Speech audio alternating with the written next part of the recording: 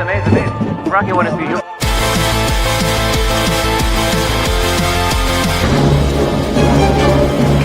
I really don't think they flew 90 billion light years to start a fight. Some say chill days so long gone, can't bring them back, no magic wand. Counting white cotton clouds, painted on the blue sky's shroud.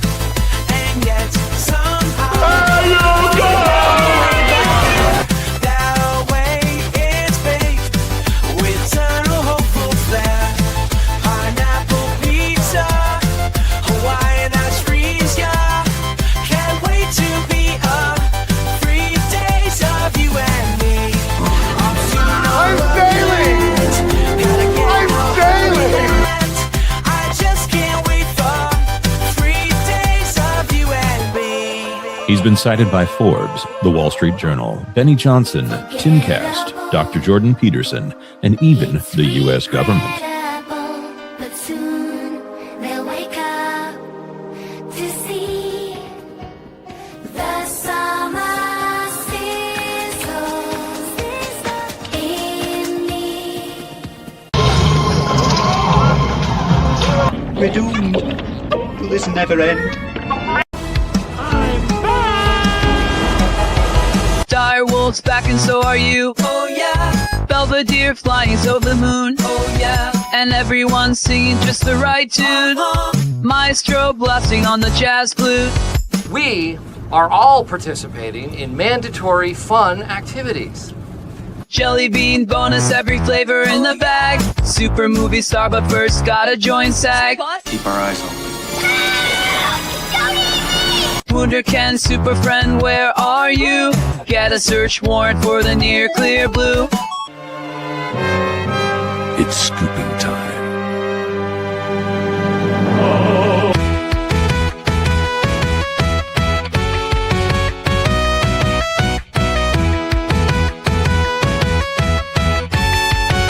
And can't you believe that? We've been waiting on you, can't you see that? Put away the bad things they said to you. You are a sad, strange little man. You have my After all, just have to call and say you're some kind of Because you are the special. epic.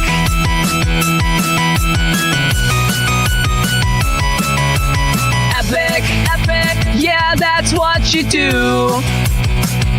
I'm talking about epic, epic, it's all you know how to do. You wake up blue to Epic, epic, it's on repeat for you. Oh, epic, epic, epic.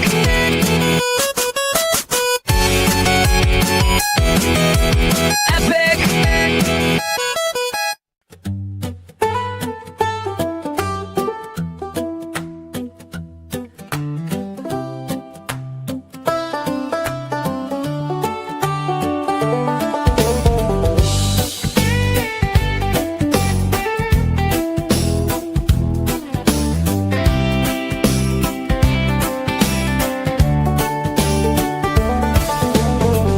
Hear ye, come on, come on, to the never stopping daily strife, and it's called simpler times, they beckon so,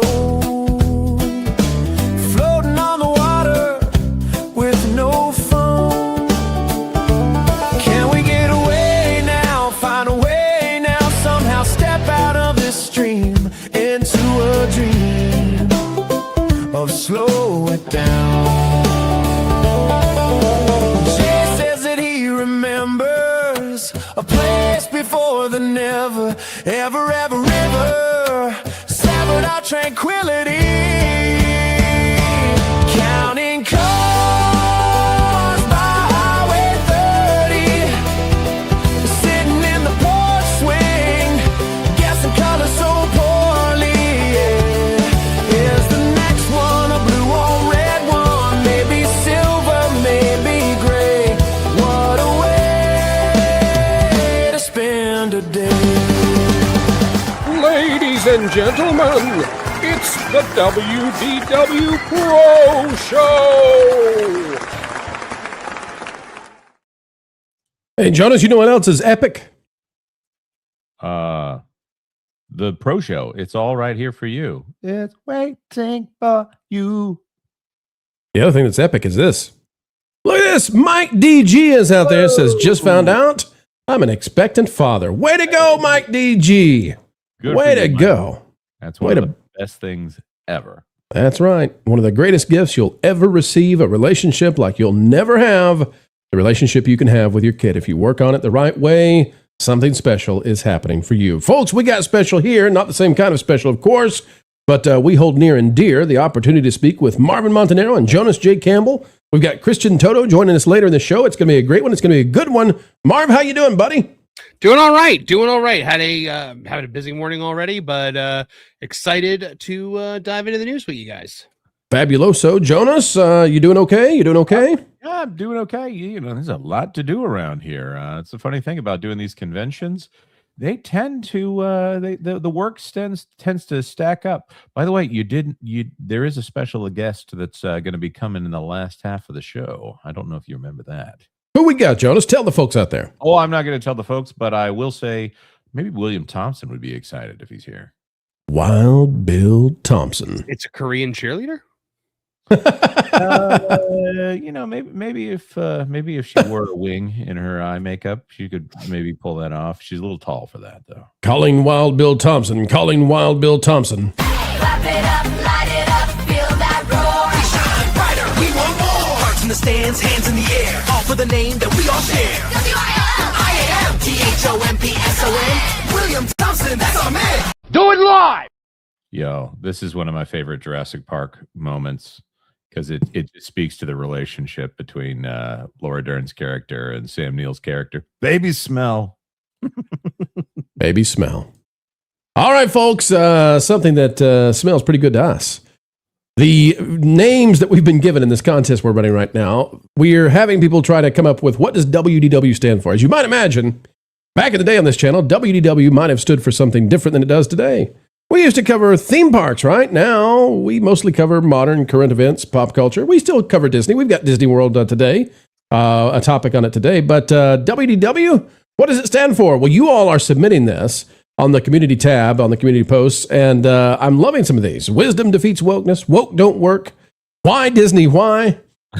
We've got, Walt's dreams wrecked. Ew, ouch, painful. We've got, wisdom defeats wokeness. And this one keeps coming up quite a bit. This one and wisdom developing wonder. People are really liking the wisdom thing. I do love, though, Michael Turner. What does WDW stand for? Truth, justice, and having fun. Or who knows? Yeah. Conceptually, I agree with you. William D. Williamson, whiskey drinking wild men. There you go, folks. Get in here and let us know what you think. And soon we will be voting. But one thing you could do to help us get the votes figured out, get over here and like some of these for us. Let us know which ones you like. Vote for them with a thumbs up. Give a thumbs down if you don't like it. And then that will help us as we get ready to run our polls where we're going to find out what does WDW stand for and then send a very personal autographed prize to the winner of the contest. So sounds like a good time to me. Jonas, you got any suggestions on WDW? There's a few ideas I have, but I want to see what everybody else has. And if mine are better, maybe they'll change it about 3 a.m. Maybe we'll have a little ballot drop there. Marlon? There's a distressing number of people that have included Wilton in this. Oh no. The W, like I'm just by perusing it. So anything without Wilton in it gets my vote.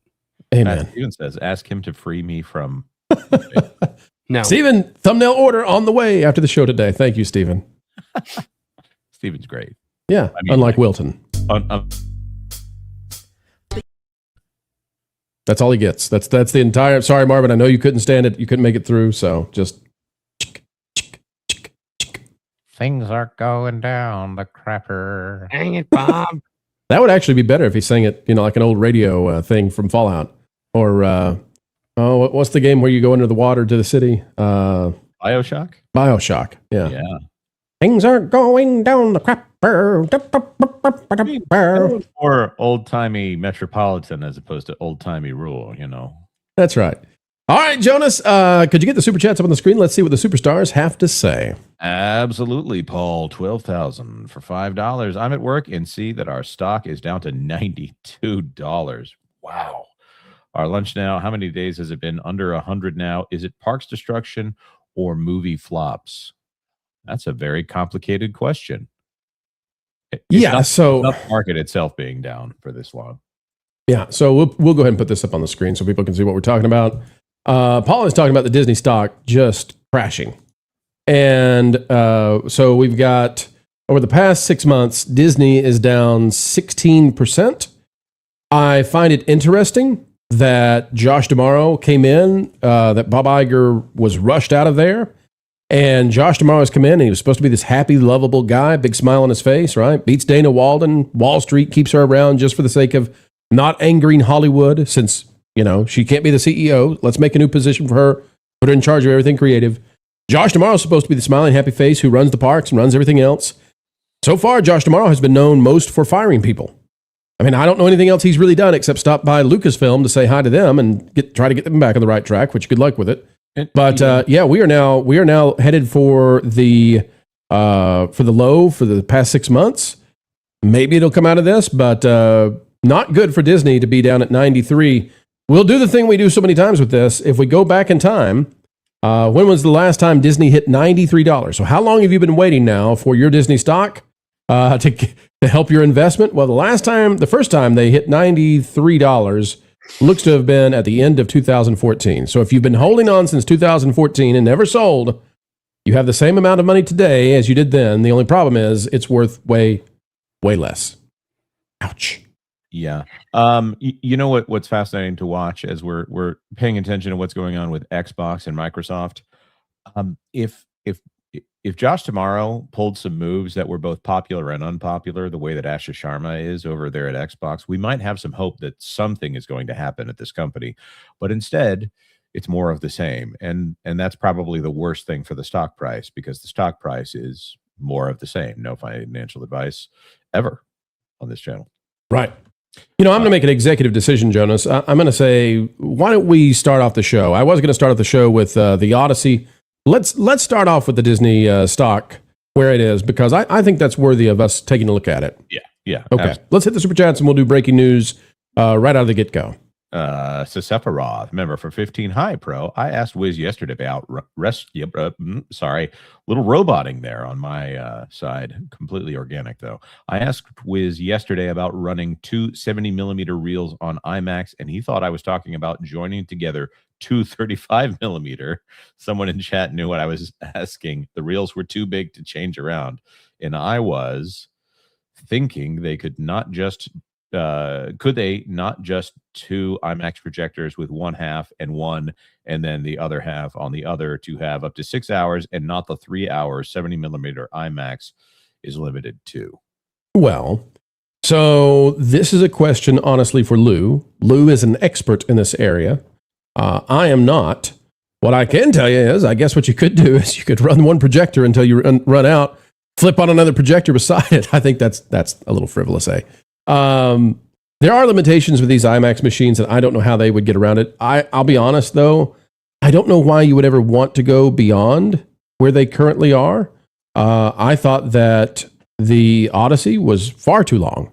So I struggled to come up with an idea. The other thing you could do, if you had to do this, the theaters would absolutely be furious if you made them do it. They might object. Unless it's going to make a ton of money. So Christopher Nolan is the only guy who could do this, and they would say, "Oh yeah, Mr. Nolan, yeah, we'd love to do this for you." You could theoretically run 2 hours and then have an intermission for 15 minutes, like you do in theater. They used to do this. I think they did this with Gone with the Wind back in the day when it came out in theaters. You could do an intermission, and then you could put on the second half reel and run another 2 hours. You can get a 4-hour film. But again, the number of times you're going to want to do a more than 3 hour IMAX 70mm film is maybe never, but maybe Christopher Nolan wants to do it one time in his lifetime. I don't know if he does. That's a solution. That's my best guess on it. But we should ask Lou. Lou is the expert. He knows everything there is to know about projectors. I won't tell you why, but he knows it all. That he is. In fact, I'll tell you this, Jonas. We had a super chat come in for us when Lou was on the panel, and the question was, did this film, was the dialogue difficult to hear when Alan Ing said it was hard to hear the dialogue?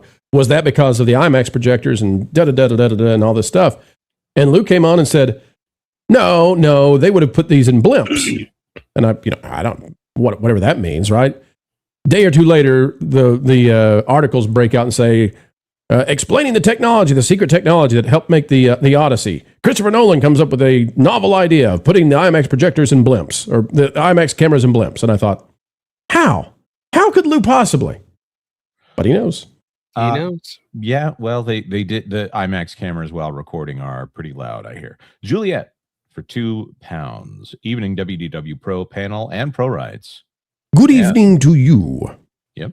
Paul 12,000 for $2. Lunch is over. Back to work. Have fun, everyone. Back we go. Don't inhale your food. That won't be good for you. Hope you had a good sandwich. Mark Fields for $2. Positive vibes to you all. Positive to you, Mark Fields. Thank you for reminding us to stay on the sunny side. Yep. Kaylee Oth for $5. Something to keep an eye on in my home of Massachusetts. Bill S2134 creates a commission that promotes a single religion into preference within state government. Really? Is that legal on a state level? I know it's illegal on a federal level. Or are we talking about Marxism? He didn't say postmodern. What are you doing to this man? No, the word's Marxism. It's fine. Yeah, I don't have an answer on this. I'll have to go look at it with specificity to see what we're talking about. Oh, I love specificity. 84, Texas 84, that is, for $5. Whoa. Let me have this one. You're the Morgan Freeman. You get to shine all the time. All right. Let me do this one. God dang it, from Texas 8412 for $5. Dang old King of the Hill, season 15 is great. I tell you what, you should go watch it today if you don't cancel Disney Plus. And if you follow that wizard guy dressed in that crazy looking beard like Bobby does, maybe as soon as you're done with King of the Hill, you can cancel that Disney Plus and come on back to it later on. Pro would never tell you to do such a thing, but Wiz might. At least that's what I hear. Whiz bang. All right. Good job. Return of praise. Thank you. A turn of praise for 70 South African Rand. Won't be able to attend the entire live stream, but wanted to give you some support before I go. Attend to my students. Thanks for making entertainment entertaining, and blessings from South Africa. Thank you, A Turn of Praise, and go take care of those students. You know, teaching is a great profession, and spreading the wisdom and the knowledge from one gen to the next, an excellent thing to do. What you're doing matters. It has meaning and purpose, so thank you so much. Mm-hmm. Burnouts for $2. Anyone going to watch Motor City by Alan Richardson? I just saw the poster for that. Does it look like it's going to be any good? Marv, you going? I don't think so. Okay. All right. It was not on my radar. Who can we force to do so? I don't know. Lauren's in the chat. Lauren's in the chat? Yeah. Imagine that. Lauren, you've got a fan next to you. What's happening? Ah! Hold on one second. Let's see here. Does that make it better? Nope. What? Hang on. It is Lauren's. It is. Oh, it's absolutely Lauren. Yeah. Lauren, it sounds like you're in a turbine. Turbine? It should not. Can you hear my voice? We can hear your voice. Oh yeah, it just sounds like you stepped into an airplane engine. I have no idea why. Let me look into it. Yep. All right. Timu Dr. Demento for $5. Hello to pro, panel, and chat. Looking forward to an amazing show. Well, as are we, sir. Thank you. Barry the Music Man for $2. Who? You're welcome. You're welcome. That's funny because you get the H there for WDW Pro. And yeah. Hooty hoo pro. Tennille the 10th for $92. The apple doesn't fall far from the Bob. That's right.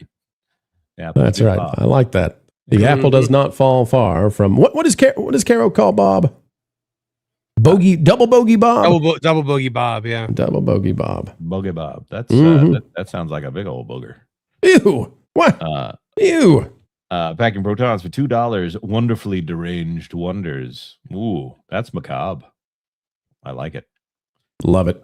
Juliet for £5. Thank you very much, Juliet, for the second super chat today. You don't have to do that. You're one of our moderators. Like, subscribe, and share cheeseburgers. In paradise. And then says, for £5, wait. For 550 gems, stay hydrated. I don't know how much the gem is worth, but thank you. I think it's about 5. There's 2 things you got to do in life. Stay hydrated, stay groovy. Perfect. And according to Vaz Lerman, wear sunscreen. Is it like 100 gems is $1? I don't understand how the gems work. I'm starting to get that on my channel too. I think 100 gems is about $1. Yeah, I thought you had to go mine the things. You know, well, it looks like I'm fishing. Hang on, there you go. No, dig. Get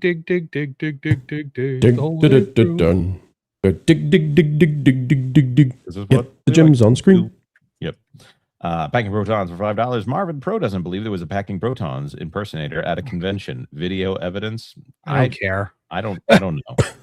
I think somebody mentioned you at one of the panels. Yeah, we were talking about super chatters. Thank you for inviting me into my life. Now I know what this is about.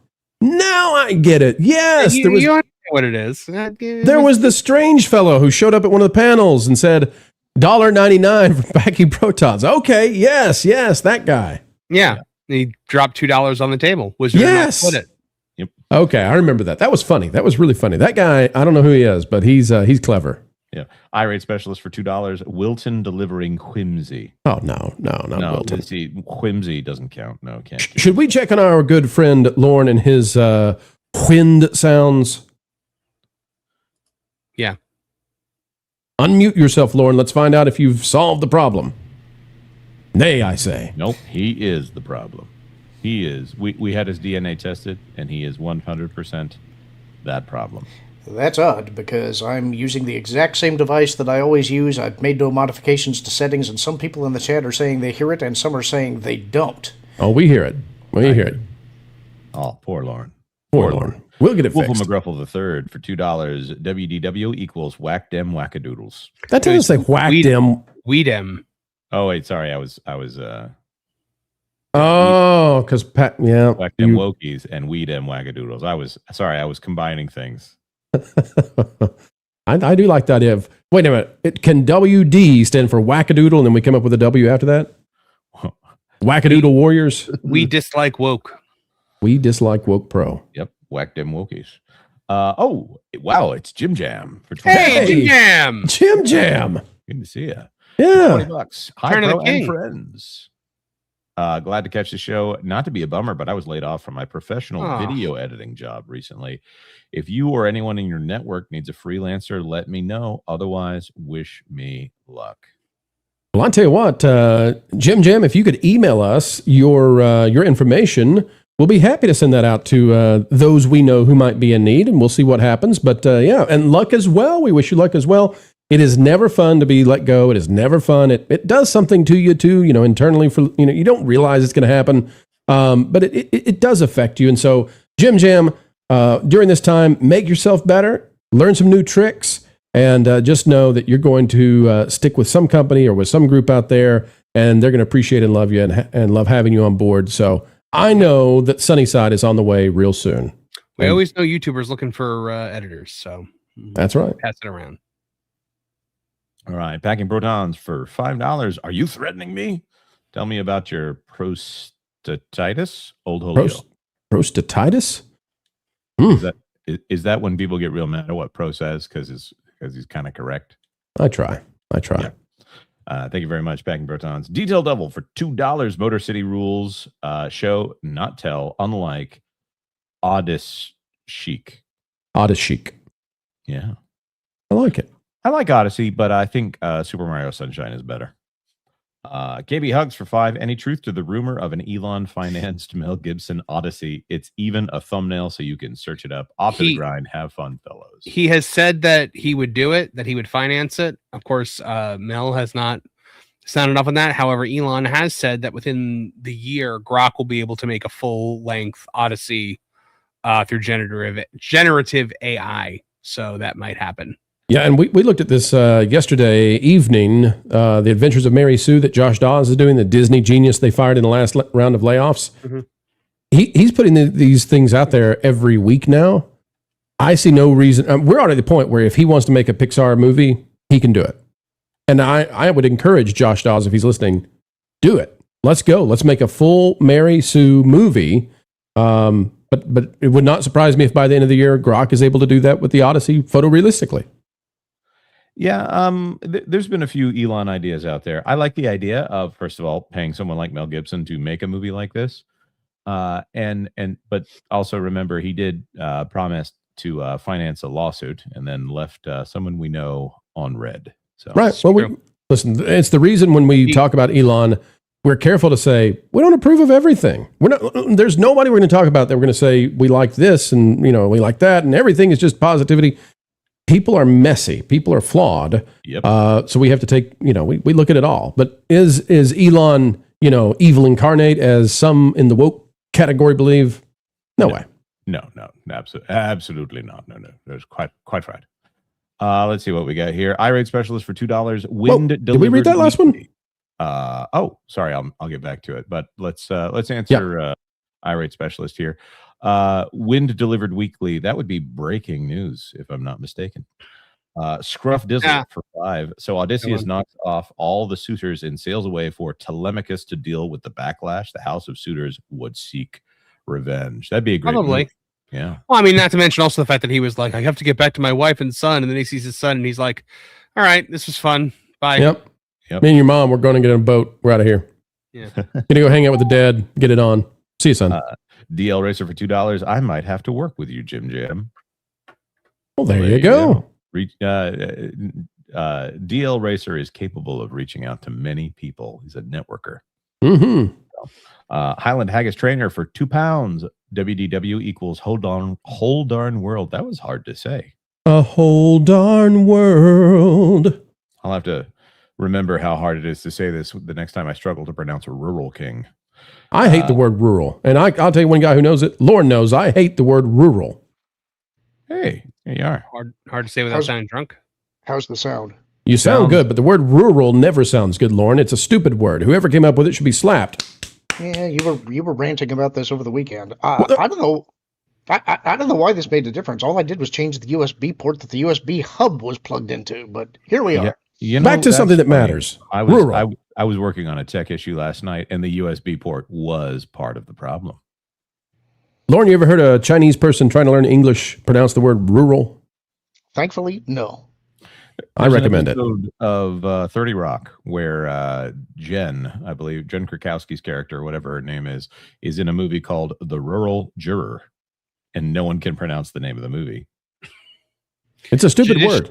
Judicial is another word that is really hard to say without sounding drunk. Judicial? Yeah. Oh, wait.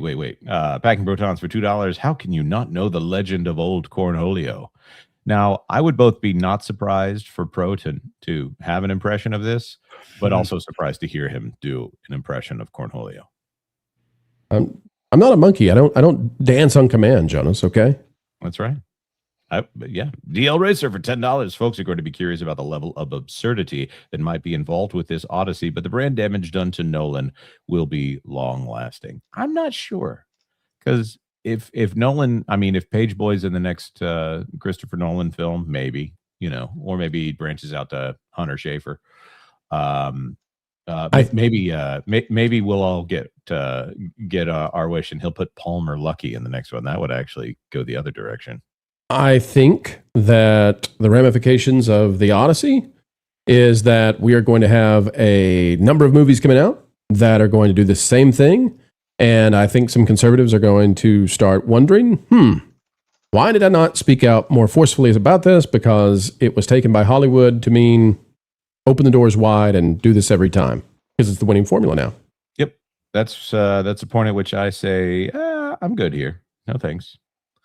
Packing Protons for $5. I'm animating my old comics from 1995 that Ed, and Eddie and Inside Out ripped off, both my title, format, and idea. Wow, that's extensive. I told you to lock your doors. Pete Docter will break in and steal your ideas at night. Or it could be the Foot Clan. Possibly. Flying We blind. never know. Are they orphaned kids or robots? It's hard to say. Wait. Well, robots anyways. I don't need to explain that. You know. Flying blind on a rocket cycle for $2. Wiltwan Daddy's Wonderland. I like how it's Wiltwan. Boy. Snarky D, wherever you are out there. Snarky's out there. He's listening. Yeah, packing protons for $2. Warriors delivering Wustus. May the Wustus flow. That's perfect. And then bagging protons for $5 more. How much to get Lauren to shave his hair and go bald? I actually answered in the chat just below that. Oh, what'd you say? $1,000. He can be bought. However, I'd warn you, your purchase will only secure 1 month of baldness. After that, Lauren's hair grows back just fine. Well, I would say 1 day of baldness. I think he'd probably let it grow out like immediately. Well, yeah, but I mean, it takes at least a few days for to see the stubble. I actually did. I decided at one point that I was going to shave it short, because I decided I wanted to have a cooler summer, and I thought, yeah, this'll work out fine. It did not look good. Yeah, Cool Lauren summer. Yeah, I don't look good with a shaved head. It's like, no. So you're telling me $1,000 is all it takes for you to have a very uncool look for a month? It's actually cheaper than I thought it would be. I thought if I set the price low, there's a chance somebody might actually pay it. It's like I wouldn't be thrilled about it, but hey, $1,000 is $1,000. I love this. Mm-hmm. Mags London for €5. Pounds. Sorry. Try being a non-native speaker and pronouncing squirrel rural and entrepreneur. My son born in UK can speak perfectly and makes fun of me. That's really Yeah, funny. squirrel is another word that is stupid. I don't know. We should have named it something else. Fuzzy-tailed funny rat. I don't know what it is, but squirrel, rural, and I can do entrepreneur, and I blame that on the French. But rural, that's just like, hey, let's put this sound that should never repeat itself in a single word. Let's put that together with an L and just do it for fun. Yep, vote a bunch of yo-yos. Juliet for 1,000 gems sends in corgi. Yep, I think that's what WDW should stand for. A corgi. Yep. Yeah, okay. Thank you very much, Juliet. Packing protons for $2. How about 50 super chats for bald Lauren? I think that's probably too low of a goal. But he would shave his arms for 50 super chats. No, I had a friend who tried shaving his arms, and what's great is this cute girl that sat next to me absolutely roasted him for it. Yeah. Yep. I think this is a great idea. We're going to take grifting to a new place it's never been before. Like, hey, would you like to see one of our panelists shave a body part, like their nostrils or, maybe their ears? I don't know. Culture Casino's got plenty of ear hair, I bet. We could shave that. I mean, Roland $20 has been doing a campaign to try to get Culture to wax himself. So this is similar, except it's more socially acceptable. By the way, I want you to know, Jonas, we've stopped saying that because I found out that in some scurrilous circles on Earth, saying that you're going to whack somebody means a different thing.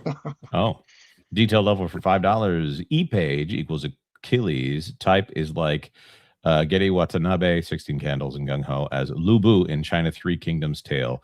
If Garden Warfare were Tron guy and 6 inches shorter, we'd all boycott. The answer was right above Jonas. Gede Watanabe. What? I was just what? There wasn't a question. No, you said if GW, and then you said some totally other name. It's Gede Watanabe right above it. Sometimes I make mistakes on purpose for fun. All right, well, for fun, we got to be done with the super chats. We'll come back and get the rest. We got stories to do and places to go, people to talk about, Disney mostly. So, ladies and gentlemen, how about we get to the breaking news that's just happening as we speak, and that is the crashing of the Disney stock.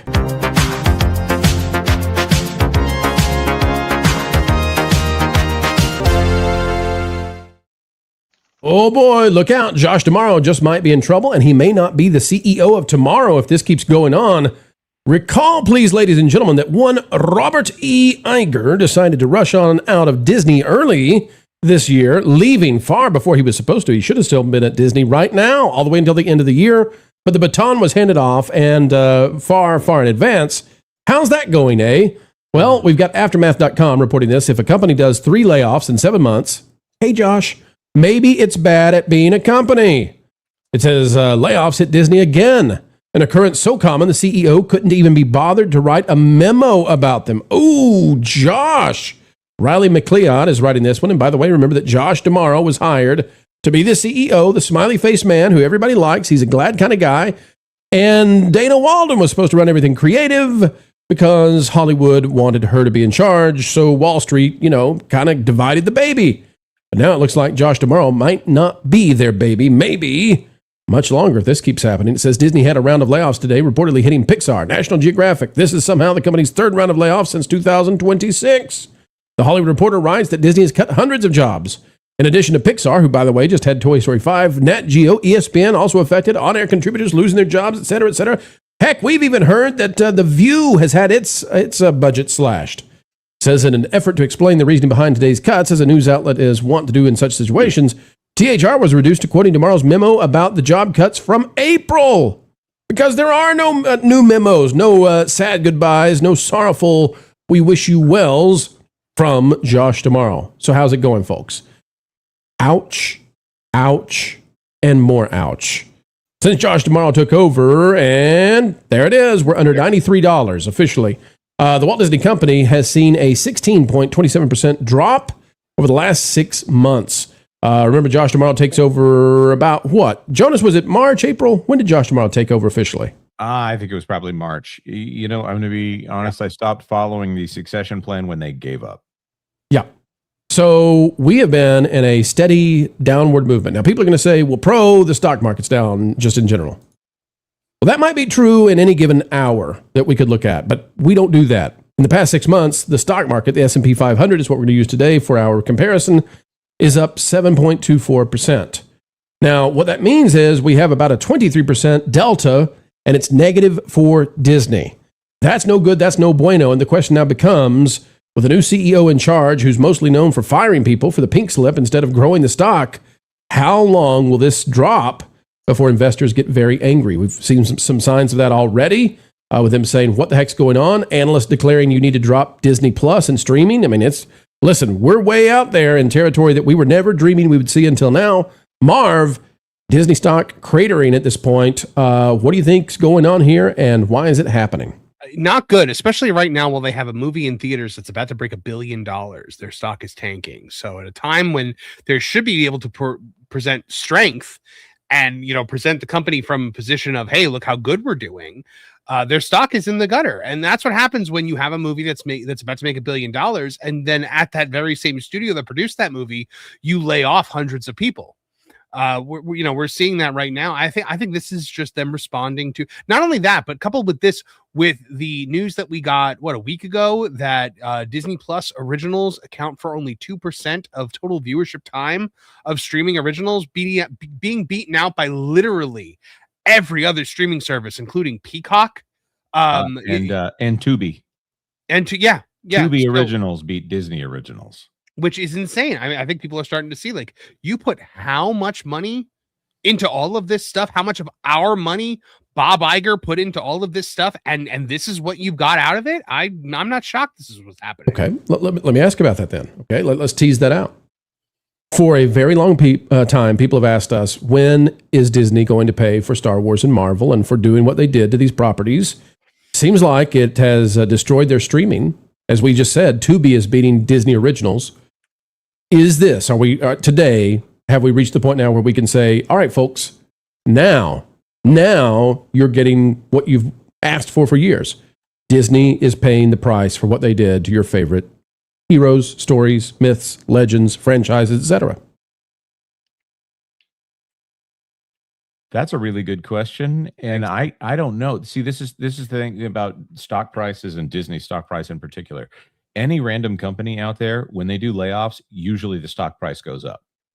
Now, maybe it was just 150, and so the market didn't react in any way here. But I think it's been such a slow fizzle out for all of these brands that people basically didn't notice. It seemed like a good idea, 12, 15 years ago, whatever it was, because there was such a buildup of bad reputation from the prequels that the grown folks weren't interested in the Star Wars prequel, so it was assumed to be mismanaged. Michael Eisner, back in 2005, there was such a uproar from the grown folks that it was assumed to be mismanaged. Pixar, oh well, that was another one that it was assumed to be mismanaged because of the way that Michael Eisner was perceived. What's the other one? Marvel Entertainment. That was just a good deal. Well, Jarvis, also remember the fact that right now, not only is all this going on, but despite Toy Story about to make $1 billion, you've also got the destruction, the collapse of Moana and Star Wars at the box office this summer. So this is not a great summer, and attendance at Walt Disney World being so far down. Yeah, that's one where we always get a lot of pushback, even from people that are even from people that are not shills, that they say, well, no, the parks are actually busy. I would love for the parks to not be busy so that I could go. But I just got to say, more sites are coming out and saying this is one of the slowest attendance times in Walt Disney World history. And they promoted this non-stop. You've got the Motley Fool saying, why is Walt Disney stock so much cheaper than Netflix? This is the only answer I can think of, says Neil Patel. Shareholders in these entertainment giants have every reason to be disappointed right now. Goes on to talk about how Netflix is 38% more expensive than Disney. And they don't really have a good answer, because you got to understand, these outlets have been telling you this wasn't going to happen. Now, these outlets have lots of writers and they see lots of things, so I'm not going to pin that entirely on the Motley Fool. But how many times do we cover this where we say, here's another report that says buy Disney stock? We never say that. We don't give financial advice, but we cover these articles and we say, I don't know why you would do that right now. I have no idea. By the way, as it continues to drop, I need to make an apology to Disney stockholders, and I'm going to do this in jest, just so all of the attorneys out there know I'm just joking. But we started covering this story at exactly the time I'm showing you right here, 9308 it was, and boom, it dropped. So apologies. We didn't mean to do that. Okay, I'm so sorry. But anyway, just being funny, ladies and gentlemen. But if we go back to the max, we're at 92.63. When did the Disney stock first enter into $92 category? Well, we go all the way back. Hang on, I'm going pixel by pixel. November of 2014.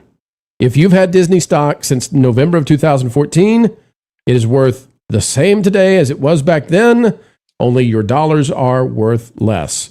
All right, Lauren, your thoughts on the Disney stock, and specifically on Josh D'Amaro taking this over. And this is not going the way new CEOs want their corporations to go. Typically, there's supposed to be like a honeymoon period and a little bit of confetti.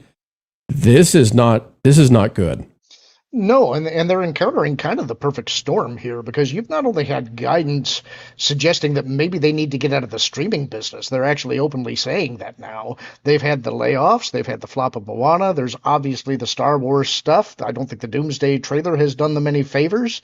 Nope. You've got layoffs, and there's also in the mix here all of the discussion about the Odyssey. Now, we just still don't know where the Odyssey is going to end up. That's not a Disney property, but it may be a bellwether on what time is it in the entertainment industry right now.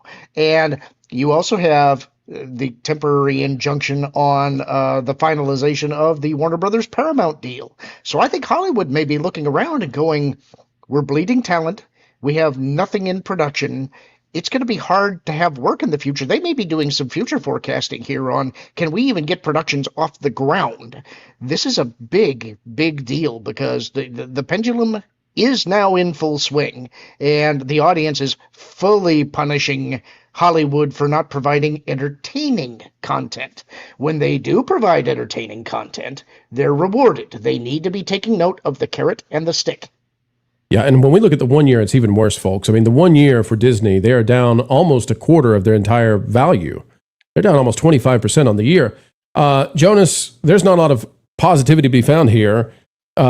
One of the things Lauren brought up is there are analysts now saying they need to get out of streaming.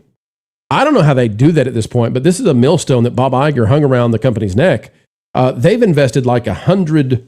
How much is it, Jonas? 100 billion? At least 100 billion. We probably need to do an official tally of all the things that contribute to that figure. Right. But they could instantly fix it by going, like, if they could get Netflix to make a deal with them where they have a Disney Blade and they could just make money somehow. Right. This streaming deal is terrible for them. First of all, putting their content on Netflix would be the best place for it to be seen. This is something where licensing out the content would be an immediate monetary boost to the Disney company, and that's something that I think they just need right now. This is a company that is basically a ghost company. It's a holding company for a lot of IP, and it's a consistent trend that we see is when Disney works with other people and lets those other people manage their content, that content tends to do better, whether it's Fortnite or Star Wars or whatever. This is a company that has shown they're not a creative company. They are an IP licensing division. And the problem is they keep working with the same people, and those people are their own employees. Right. We can see here, talking about streaming, Disney, with everything it's got, everything it bought, Hulu, ESPN, Disney Plus, everything put together, is at 5% market share of streaming. They are trailing badly YouTube. They are trailing badly Netflix, which Netflix is just Netflix, and YouTube is actually, that's not all of YouTube. That is just the YouTube you watch on big screen TVs, just the app. And once we get Paramount combining their stuff with Warner Brothers, suddenly Disney might even fall below that. So, well, we've said Roku and Tubi combining is definitely above them, right? Well, I mean, we can look at that. So no, look at this: Disney 5.0, Roku and Tubi 5.3. So there you go. Roku and Tubi already beating Disney, and those are not platforms known for their original content. Right. Well, I mean, I think that also the fact that Wall Street has been telling them to get out of streaming, and they know they're not going to do that. I think that is the reason. I don't think Wall Street analysts would be telling them to get the heck out of streaming if that wasn't the main reason for all of this nonsense. I think you're exactly right. I do want to posit this to the panel, and let's see where we wrap up here. This makes the Gina Carano decision so much bigger. This makes the decision to jettison Luke Skywalker so much bigger. This makes the decisions to run Marvel in the way that they did. They like to say, oh, we just made too much of it. No, you didn't. You made it race swap, gender swap. Like you wokeified it to no end. Ironheart's one of the greatest examples of it. Same thing was happening at Star Wars. Same thing with the Acolyte. These decisions, go woke, go broke, finally happened to Disney. And I'm ready to say, here we are. What do you guys think about that? I think you're right. One more data point I'll add is Peacock is officially profitable in a quarter. So this is something that does not have to have an entire company failing in order to get to profitability. Disney destroyed their parks to make Disney Plus work. Disney destroyed so many opportunities to make Disney Plus work. Universal didn't have this issue, but they weren't out there peacocking over it. Well played. Well played. Final thing, Lauren, Marv, if we had got season 3 of The Mandalorian and it was all about Luke and Grogu, and Luke on the other side, if we'd got Marvel, things that were really good, really, excellent, kind of masculine superhero films or shows, I think Disney Plus might be in a completely, totally different direction. It would help, but it wouldn't generate enough profit for them to still be in a good shape. The issue is, as you said, they started ignoring the parks, giving you perks and things at the parks. They kept expensing people out of it. If they really want to fix things, they've got to cut bait on this non-working product, start licensing their stuff to third-party streamers again, license it to Netflix, and reinvest in the parks, get the costs down so the average person can visit again and stop demonizing your actual audience. That's what they need to do to fix things. Sounds like common sense. Holy cow. Yeah, exactly what Lauren said there. I mean, if we were at a point where they had turned the ship around, I honestly, I think what this stock crash is it's proving Chris Gore right. When Chris Gore had that famous tweet that said turning Marvel and Star Wars into girl brands will be the most costly mistake ever in the history of Hollywood. I'm paraphrasing, but there it is right there. How much market value have they lost from those high highs of the Chapek era to now? I mean, if you actually put it in terms of dollars and cents, that I would say is the cost of turning Star Wars and Marvel into girl brands. Right. And, just to point out the rumor that went around that Lionsgate might have been bought by Disney, which, there was probably at least some level of discussion about that, since almost everyone has been supposedly looking at buying Lionsgate. And the intention behind that was to shore up, because Disney knows that they're failing with male spaces. And I'm like, you own Marvel and Star Wars, and you think buying John Wick is going to be the solution to your problems? No. Because they'll do what they did with Marvel and Star Wars. They'll buy it for the male audience, and then they'll hand it over to these bitter old lesbians that are working in Disney right now, and they're going to take a look at it and be like, well, now we can make this for us. No, I love this idea. Getting John Wick as Keanu ages out and can't play the role and handing it to bitter lesbians seems like a real, you know what? I can get a lot of content out of that. I think they should give it to Shuri. I think Shuri should be the new John Wick. You heard it here, folks. That's what we're suggesting. Lauren, you get final word. I see you want to hop in there. What do you got, Lauren? I just wanted to ask, how do you think what kind of shape do you think they'd be in now if they actually had handed off the Indiana Jones hat to Phoebe Waller-Bridge? Oh my goodness. Lauren, if they had just ignored the fact that the movie bombed and just powered ahead with it. Mm-hmm. Well, that's a nightmare that Lauren has bestowed upon us to all ponder now. The nightmare truly is the share price. Yes, they could still do it. Yeah, they actually have the capability. Shut up, you.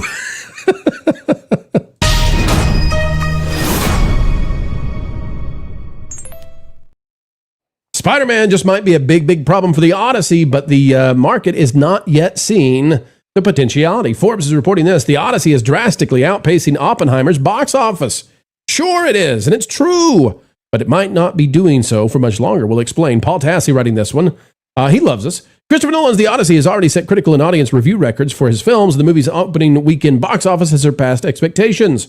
But if there's a more direct comparison, that would be 2024 Best Picture winner Oppenheimer, another large-scale R-rated film from Nolan, which I would say relied slightly less on IMAX than this one, and I'll explain why that matters in just a moment.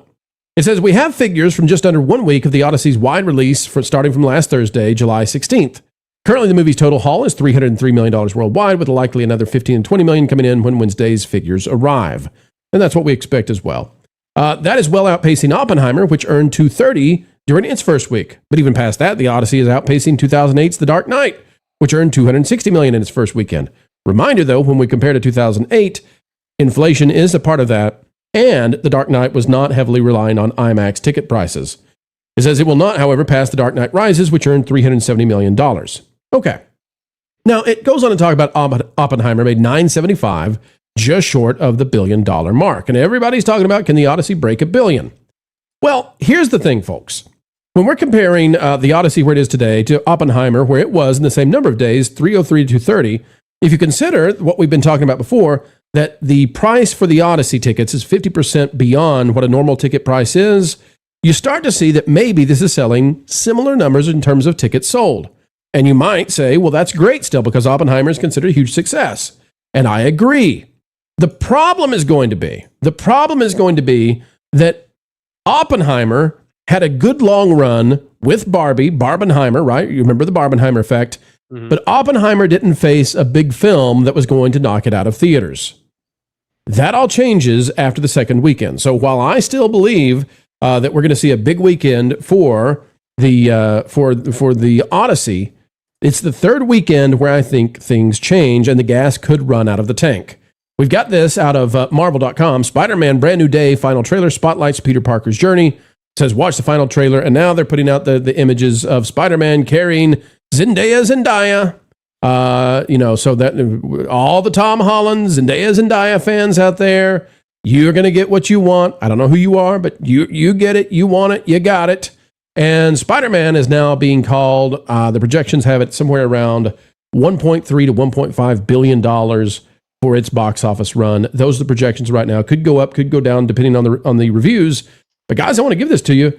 I think that those who believe the Odyssey is going to run hand in hand with Oppenheimer, I think that might not go the way they think it is because of Spider-Man. So I was curious what you guys think. Will Spider-Man swing in and put a hurting on Chris Nolan, or do these movies both perform equally well together, and we do see what they're hoping for with the Odyssey? I can't imagine a world in which Spider-Man is going to make an estimated $500 million to $700 million in its opening weekend worldwide, and the Odyssey is still pulling hundreds of millions of dollars at the same time. As I know, Spider-Man is not getting the IMAX theaters, obviously, because it's staying with the Odyssey for about a month, but it is going to get the Dolby theaters. It is going to get the 4DX theaters. It's going to get a whole bunch of premium screens. So I think that Spider-Man is going to be a disruptor here. I think that I think anyone who still thinks that the Odyssey is going to have a terrible second weekend is kidding themselves at this point. It's going to probably perform very, very well this weekend. But again, the question that I have been saying since this movie came out is it possible to make $1 billion just selling IMAX tickets? Because that's what this movie is doing. It's only selling IMAX tickets for the most part. Well, let's talk about that because, one of the things I've said Hollywood could learn is, turns out, and I'm not advocating for this, but turns out you raise the movie ticket prices like crazy, you make a lot more money. But some people have told me, and I'm agreeing with them, I believe, that you can only do this, once every few years, and you can only do it with somebody like a Christopher Nolan who presents this as a spectacle that must be seen. You've got the FOMO issue. We saw this with James Cameron with Avatar, like, you have to see it in this format, this way, and therefore you must pay this crazy amount of money, and that raises the box office. But I don't think, Marv, I'm kind of with you. I don't think that you can run forever on people just going to IMAX. And all of the non-IMAX is about to go to Spider-Man. Yeah. Yep. Spider-Man is going to be, this Spider-Man movie is going to be massive. I saw a tweet yesterday that said 700 million worldwide opening weekend. I don't know how accurate. Holy moly. But I mean, I've been hearing 500 million for a while, and I believe it. I do believe it because it's Spider-Man and it's following up No Way Home, which was such a tremendous success. So, I mean, we're going to see. So, Lauren, the thing here is that Spider-Man is going to pull the same demographic as the Odyssey. This is not a Barbenheimer situation where women go to see Barbie, men go to see Oppenheimer. These two films will be competing for the same demographic, I believe. Yeah, I think so too. I don't really know how to call this though, because typically I wouldn't bet against Spider-Man. I think the Spider-Man movies have been very successful, but the trailers really have done nothing for me for this latest one. Now, I know Marv has a theory about what he thinks is going to happen in the movie, and I think that if he's right, then I'm wrong. I'll put it that way. But I'm still thinking the Odyssey is kind of a weird one to call because, as you said, it's been doing fine with IMAX. The ticket price increase in that format is helping it. But I think the second weekend drop-off is going to be less than we thought. And I don't know what... I would think 45% is where I would put it right now on the drop-off that I'm expecting. I had heard somewhere around 40. I had seen as low as 38, but again, that might be wishful thinking. Well, let me toss this to you, Lauren. Okay, I don't mean to sidebar you on this, but I think that if people like Ben Shapiro had come out and condemned the film, and others had said, this is a woke film, yada yada, I think you would have seen a more significant drop-off. I think the fact that conservatives are split, that's actually driving conservatives now to say, well, I want to go see for myself if it's woke or not. Well, yeah, I think that's some of it. I think there's a general curiosity about what all the fuss is about. And I think that there are some people that just like to go and see epics, and so they're going to go see epics. One of the things that's going to work against the Odyssey is it's a 3-hour film. So I can't see people going back for repeat viewings. That's going to factor into the drop-off as well. It's like, I'm trying to say Oppenheimer. The Odyssey is going to be a really weird one to call. Now, I've said before, I haven't watched the movie, so I can't give an analysis of what the movie actually is. Everything that I've been basing my analysis on is what I have heard the director and the talent say about it on the promotional tour and what I have heard people I trust say about the movie. So I've been coming at it from that angle. I'll admit, even I'm getting curious at this point. I don't think that I would enjoy this movie, but there's a part of me that is morbidly curious because the spread on opinions on this thing has been wild. And I feel badly because, I'm not one of the ones who's on the wild side. I'm in the middle. I said it was I mean, it wasn't terrible like Animal Farm was. It wasn't wonderful like Project Hail Mary was. It was just 2 hours of a slog to get through to a John Wick film at the end. Jonas, 212 to 228 is what they're predicting right now at Box Office Theory. Sean Robbins, I think that's domestically. So an opening of 212 to 228. That's insane. Marv, is that domestic only?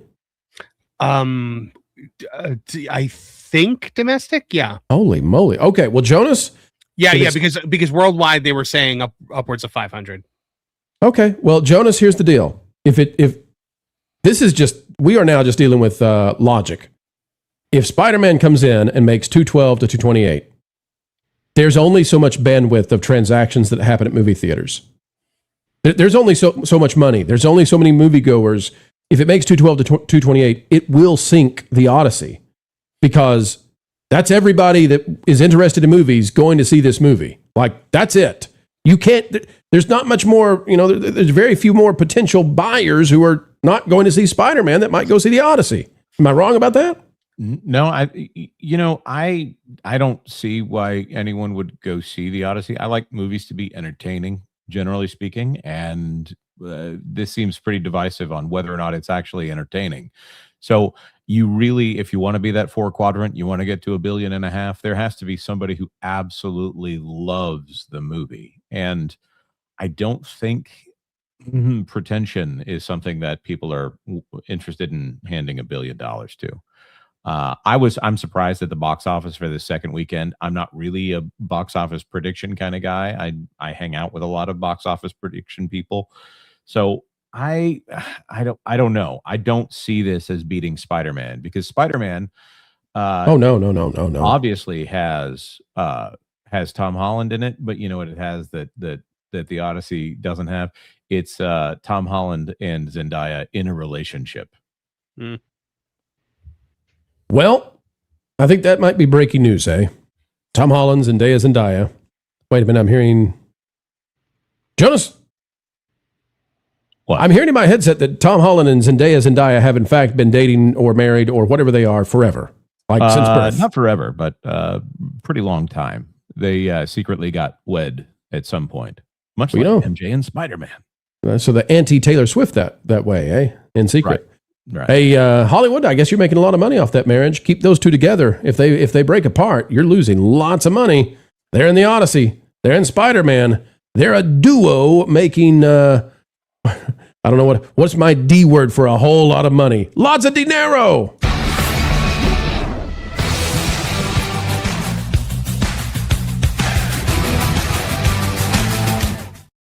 Jonas, we got a whole lot of super chats. Let's get to them and see what they have to say. All right. Bald Hoplite for $2. Join the bald side, Lauren. This scalp could be yours for the low price of $1,000.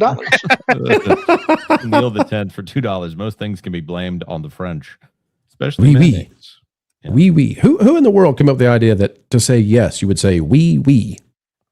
It has to be somebody who didn't speak English. Caveat Ties gave us 1 gold coin. Thank you very much.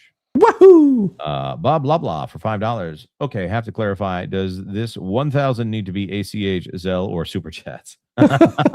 Lauren, how would you like to receive your money? So what I said was Super Chats, and the thing was, apparently...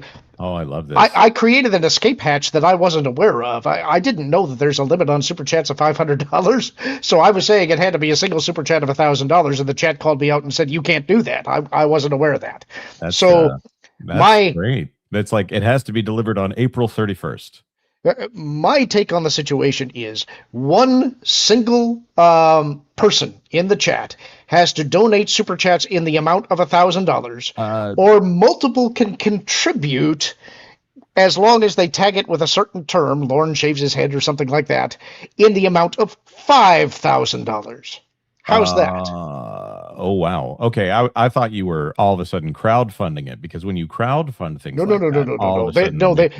possible. No, they would accomplish that. I don't want that. So I got to make this. It's either going to hurt one single person, or collectively you're going to have to raise a lot. Oh, wow. Okay. All right. Let's go to the next one. Packing Protons for $2. Pro in a bathing suit for $500 for the lady.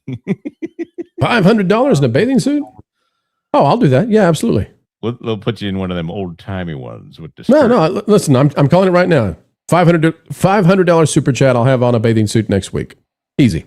Yeah, that's there you go. Galioth for $2. The grift is an art form for some. Mr. Beast wrote book. He wrote a book? I imagine that would be in every Target in America if he did. John Maynor for $5. How quickly and does the total need to be from one person to shave Lauren bald? The rules have been explained. Yes. Yep. There you go. These super chats are getting a little weird today. Patrick Ganaway for $5. There's a bald candidate for governor here in Kansas who is running on the bald plan. Not kidding about this. What do all the letters stand for? John Maynard for 10. Bob Iger hired Josh to be the sacrificial lamb. Josh needs to come out and refute this, as this is all Bob's mistake and should be pushing to have Bob removed from the chairman of the board. Oh, he'll never do that. He's got to constantly kiss the ring. I actually don't think that this is leading toward Bob coming back. I think it's leading toward he didn't work out, so let's get rid of him and promote Dana Walden. Right. So the executive chairman of the Disney company right now is J.B. Gorman, James B. Gorman. And I think that's one of the reasons we ended up getting Josh tomorrow instead of Dana Walden. Yep. But Gorman wants things stable, I think. I don't think he wants anything shaking up that stock. So if it keeps dropping, you won't have much to shake left. Yeah, it's a stable decline.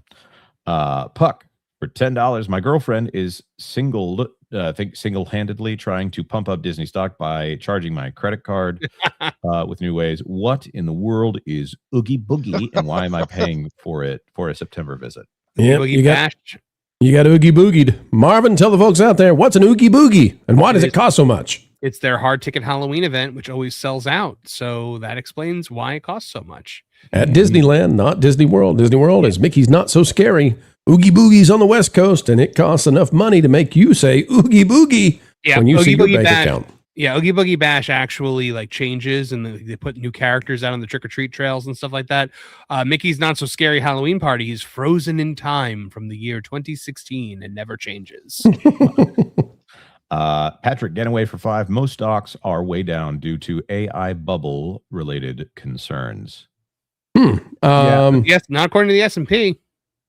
What AI as a marketing term seems to be like reduced fat or keto friendly or all of those protein. It's one of those things where yes, there are certain contexts in which this is a good idea from a business standpoint, but there's a lot of people that use the word AI because they just want to say, oh, we got the fancy thing. Yeah, I don't think that AI is a bubble in any way. If it is, it's not close to where we would see that happen. I think that there are lots of complicated things happening right now with data centers and all the products that go into data centers and the race with China and open source versus closed source, et cetera, et cetera, et cetera. It's really complicated. We'd have to spend 30 to 40 minutes. We don't have that kind of time. I'll just say Disney has been going down for 6 months. So yes, most stocks might be down today for whatever reason we prescribe, but Disney's been going down for a long time. The 1 year is down 25%. So they need to fix something that's long-term, not a single-day issue. Araxis gifted 10 WDW Pro memberships. Hey, that makes Araxis a friend of the channel yet again. Araxis, we want to say a huge thank you for being out there and doing this. It's been too long, but we're so happy to see you come along to the channel again. In the neon glow we rise, electric pulse it mesmerize. Thank you, Araxis. Scruffdizzle for 5. Disney could have had the DreamWorks talent, but they could not promote the right guy for the job. Disney's fall off started a long time ago. Yes. Correct it. From a really huge high. I mean, you think about where Disney was in 2015, 2016, 2017.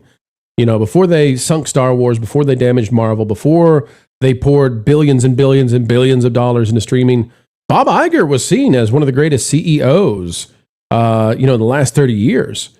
So the fact that they were able to screw this up, you got the stuff with like John Lasseter hugging people too much, it's like, well, give him a handler then to make sure he doesn't do that because he's a genius. Don't get rid of your geniuses. We could go through the list. It's an amazing amount of mistakes that were made to drive Disney from the kind of high they were on to the place that they find themselves in today. Yeah, if you fire someone for quote unquote inappropriate behavior that is on that light of a level, is what we're hearing. What do you say about your content that you're marketing to children, which most people would qualify as inappropriate? Now, Jonas, I know we've got a lot of super chats. I'd like to bring in one of our friends who's waiting to hop on the show, because if we don't, well, he's going to sit there for a lot longer, and I don't want that to happen. Right. But we also have to say, unfortunately, goodbye to somebody on the panel. First, Christian Toto, welcome aboard. Good to be here. Good to have you. Let's see. Lauren, you've got to get out of here. Is that right? Yeah, I do. I'm still playing catch up from the trip. I mainly wanted to pop in just to say hi, to let everybody know that I made it back home safely, and also to test my equipment, which we did. Got the audio issues fixed, so should be back in full swing tomorrow, probably. Yeah, we got you wanted to all revved up, ready for you whenever we get these super chats. Yeah, and Lauren wanted to test out his Griftomatic. Hey, what would you like me to do for $500, $1,000? It's a nifty machine you got there, Lauren. Never lose an opportunity to make a buck. And by the way, I think blah, blah, blah was saying, does the donation have to be today? You can donate whenever you want, my friend. Oh, my. It's getting so bad. Does it actually? Yeah. Okay. All right. Wait, Lauren. Jonas, do we have any super chats specifically for Lauren that we need to get to? Yes. O2RR for the $1,000 goal just to get something started. No. Unless you're an individual who is donating towards $1,000 with a couple of super chats at 500, you have to hit the $5,000 mark, my friend. Oh, God. Oh, my goodness. Too much. Here? What are we doing here? Please, there are ladies present.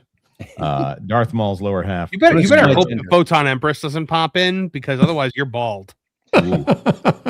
Yes, but I'm bald with $1,000 or $5,000 respectively. I think I can cry myself to sleep. Do you know where the super chats flow first in all of this? Think about. But I trust you individuals. I'm the one who's getting the. Well, think about all the Rogaine this man can buy with $1,000. Let me tell you what Jonas will do for a smaller amount of money. I can come up with some things. What are we talking about? Whoa! Hey, all right. Only super chats for Lauren. What do we got, Jonas? Let's see here. Sorry. We'll make sure we get you here. Just look at the masochistic super chats, please. What do we got? There's some that are Star Wars themed. I'm gonna have to. Let's see. I'm not seeing ones that I see that have Lauren's name in it. Oh! Here's another $2 towards Lauren's new grift. $4 on the way to 5,000. You guys are great. Are you Pro? Are you seeing some that I'm not seeing? Because nope. Joppy for 100 Swedish crowns member panel after this one or next. Also, I've got some bad omens to share about the AI bubble if you're interested. Also, hashtag Lauren needs a shave. Thank you, Joppy. And we are going to try for a member exclusive panel. We had the breaking news at the top, which has slowed us down. So that means we've got to get some other stories in. If we are unable to hit the member exclusive panel today because we're over time, we'll see about scheduling one specially for tomorrow, or actually, we probably would do that. So keep that in your pocket that we may be forced by the breaking news of the Disney stock crashing. We may push the member exclusive panel to tomorrow as its own thing, its own completely separate thing. All right, Lauren, before you go, give us one favorite thing you did while you're at Southeast Game Exchange, please. It's always meeting folks. I like meeting the people that we see in the chat. I've said before I'm terrible with names, so if I met you and I don't connect your handle to your actual name and all of that, and if I forget your actual name after I've met you, I greatly apologize for that.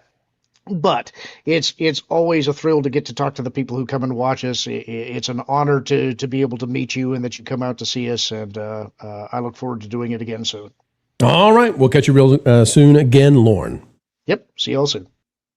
Will he have hair the next time he appears? We don't know. One thing we do know is somebody else is appearing right now. It's Michelle of Force of Light. Hello, gentlemen. Hello, Michelle. Happy to have you aboard. Welcome. Thank you. Good to be here. Michelle, you also were at Southeast Game Exchange. What was one of your favorite things from the event? I agree with Lauren. My favorite thing is, well, one, getting to hang out with the people that come, and then secondly, getting to meet the people out there. And that's right. Faces to YouTube handles. Yeah. And I don't want to call out names, but there was a family who lives in Greenville, South Carolina, who stopped by and said hi to you, fans of your channel and of here. And that was a really great time to get to chat. So greatly appreciate all that, folks. Whenever we get to say hi and shake your hand, it's a good time. And hanging out with your friend Marvin. Yes. Always. Always. All right, Marv, you've got to go too because you got stories to write. So, Marv, tell the folks out there about the M4 Empire and where they can find you, sir. Much as I would love to stay and hang out with my friends Christian and Michelle, I must be going as well. But the yes, M4, we have got a daily live stream going every day at 10 a.m. Monday through Friday. M4cast AM for an hour where we go through 3 news stories. We have 3 videos a day coming out of the M4 Empire now. Tonight we have got a live stream, the M4cast at 8 p.m. Eastern Standard Time. It was supposed to be our 8,000 subscriber celebration, but with Southeast Game Exchange, I have not had time to plan a proper celebration party for that, so we are going to put that off for another week, which means it might actually become our 9,000 subscriber celebration if things keep going the way they're going. Wow. But things are progressing pretty rapidly. We're already almost at 8,600. So please check out the M4 Empire, give it a like, give it a subscribe and a share and whatnot, and we'll see you over there. There you go. All right, well, Marv, thanks for stopping by today. We appreciate you and all the things you do. Changing the culture, telling the truth with a capital T. It's great to have you on board indeed. Folks, get over there and subscribe to everything Marv does. All right, Jonas J. Campbell, are we ready to go on more of the Super Chat, sir? Sure, let's do it. Let's push this one up to the front here. John Maynard gifted 20 WDW Pro memberships. That's a lot. That is a lot indeed. Thank you so much, John Maynard, setting us on sale of the 7 Cs. Right here on the YouTubes, and you've been doing it for so long, John. We appreciate you and everything you do. Thank you. When a pirate shares his treasure with you, know that it came at a cost, even from the likes of someone such as Captain John Maynard. Every time a membership is gifted, a content creator gets his wings. Was that gendered language? We're not at Magic Kingdom, Dad. There you go. Darth Maul's lower half for €2. Apple TV plus Paramount equals best streamers. Cancel Disney Plus. Mm-hmm. No boycott calls here, but I'll tell you, Fake Wizard has taken that motto, and he means it. Yep. Flying blind on a rocket cycle. You got it all wrong. Tomorrow is not laying off people. He's realizing untapped synergies. It's a paradigm shift. Yep. Bald Hoplite for 5. Disney put Tomorrow in and set him up to fail so they could put Walden in. I've heard that theory, and it's not as crazy as I would like it to be. That's right. Unfortunately. Yeah, because if he doesn't do well, she's the first one. Because Disney has trouble attracting good talent, and they hire from within for that. Nolan T for 5. Disney is lucky they're in the S&P 500, and the majority of retirement/hedge funds automatically invest through S&P ETFs daily, keeping them above 90. That's true. Yeah, and Disney also with the Dow 30. If they continue to drop, you got to wonder how long they're going to be the exemplar of the Dow 30 for entertainment. Like, how long until Netflix has earned their way into that? Yep. Thinking Heretic for $2. Wise Decisions wins. Wise Decisions wins Pro. Maybe. We'll see. Tennille the 10th for 5. For the low cost of approximately one EU military budget, you too can own a failed streaming service. Wait a minute. You mean they're free? What? They're giving these things away now? Give it away, give it away, give it away now. KB Hugs for 5. Dark Times, these are the shadow of the Emperor. Igert weighs heavily. Master Musk, Master Peltz, what say you? A new hope we need.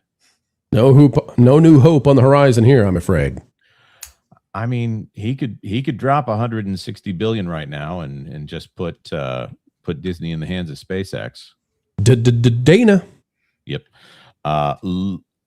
Lucius here for 5. When the hype wanes, the Odyssey will, in hindsight, result in people wondering why they paid to see it. Confession, not a Nolan fan. Well, if you're not a Nolan fan, I would say that would make you probably not a fan of this. That goes hand in hand, right? It's like going to see Beetlejuice and saying, well, I didn't like it, but I'm also not a Tim Burton fan. Yeah, well, I could have seen that one. Yep, that is the prototypical Tim Burton.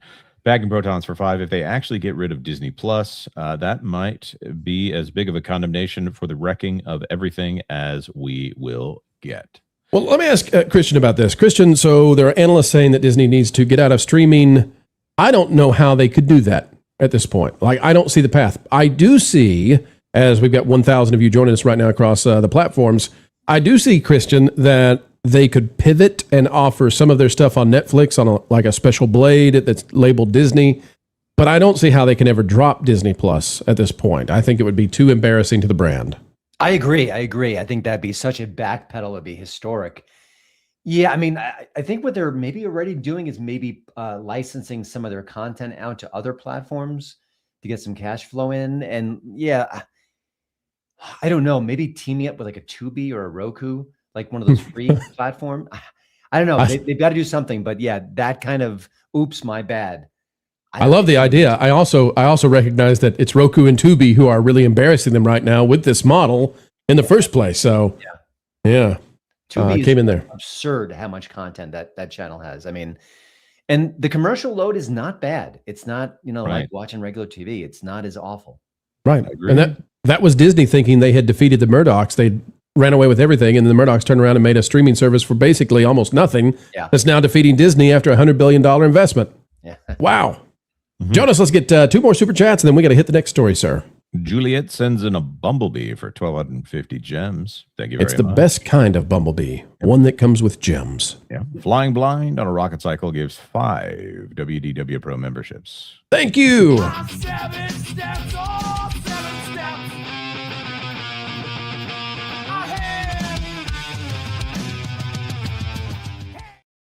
All right, ladies and gentlemen, it's time to win it. We're going to hit the next news item, but before we do, I got to click a button that resets everything. And when I hit this button, Christian and Michelle are going to disappear briefly. We'll bring them right back. 3, 2, 1. Here we go. And they have returned. See, it wasn't painful, at least not for me anyway. I know, right?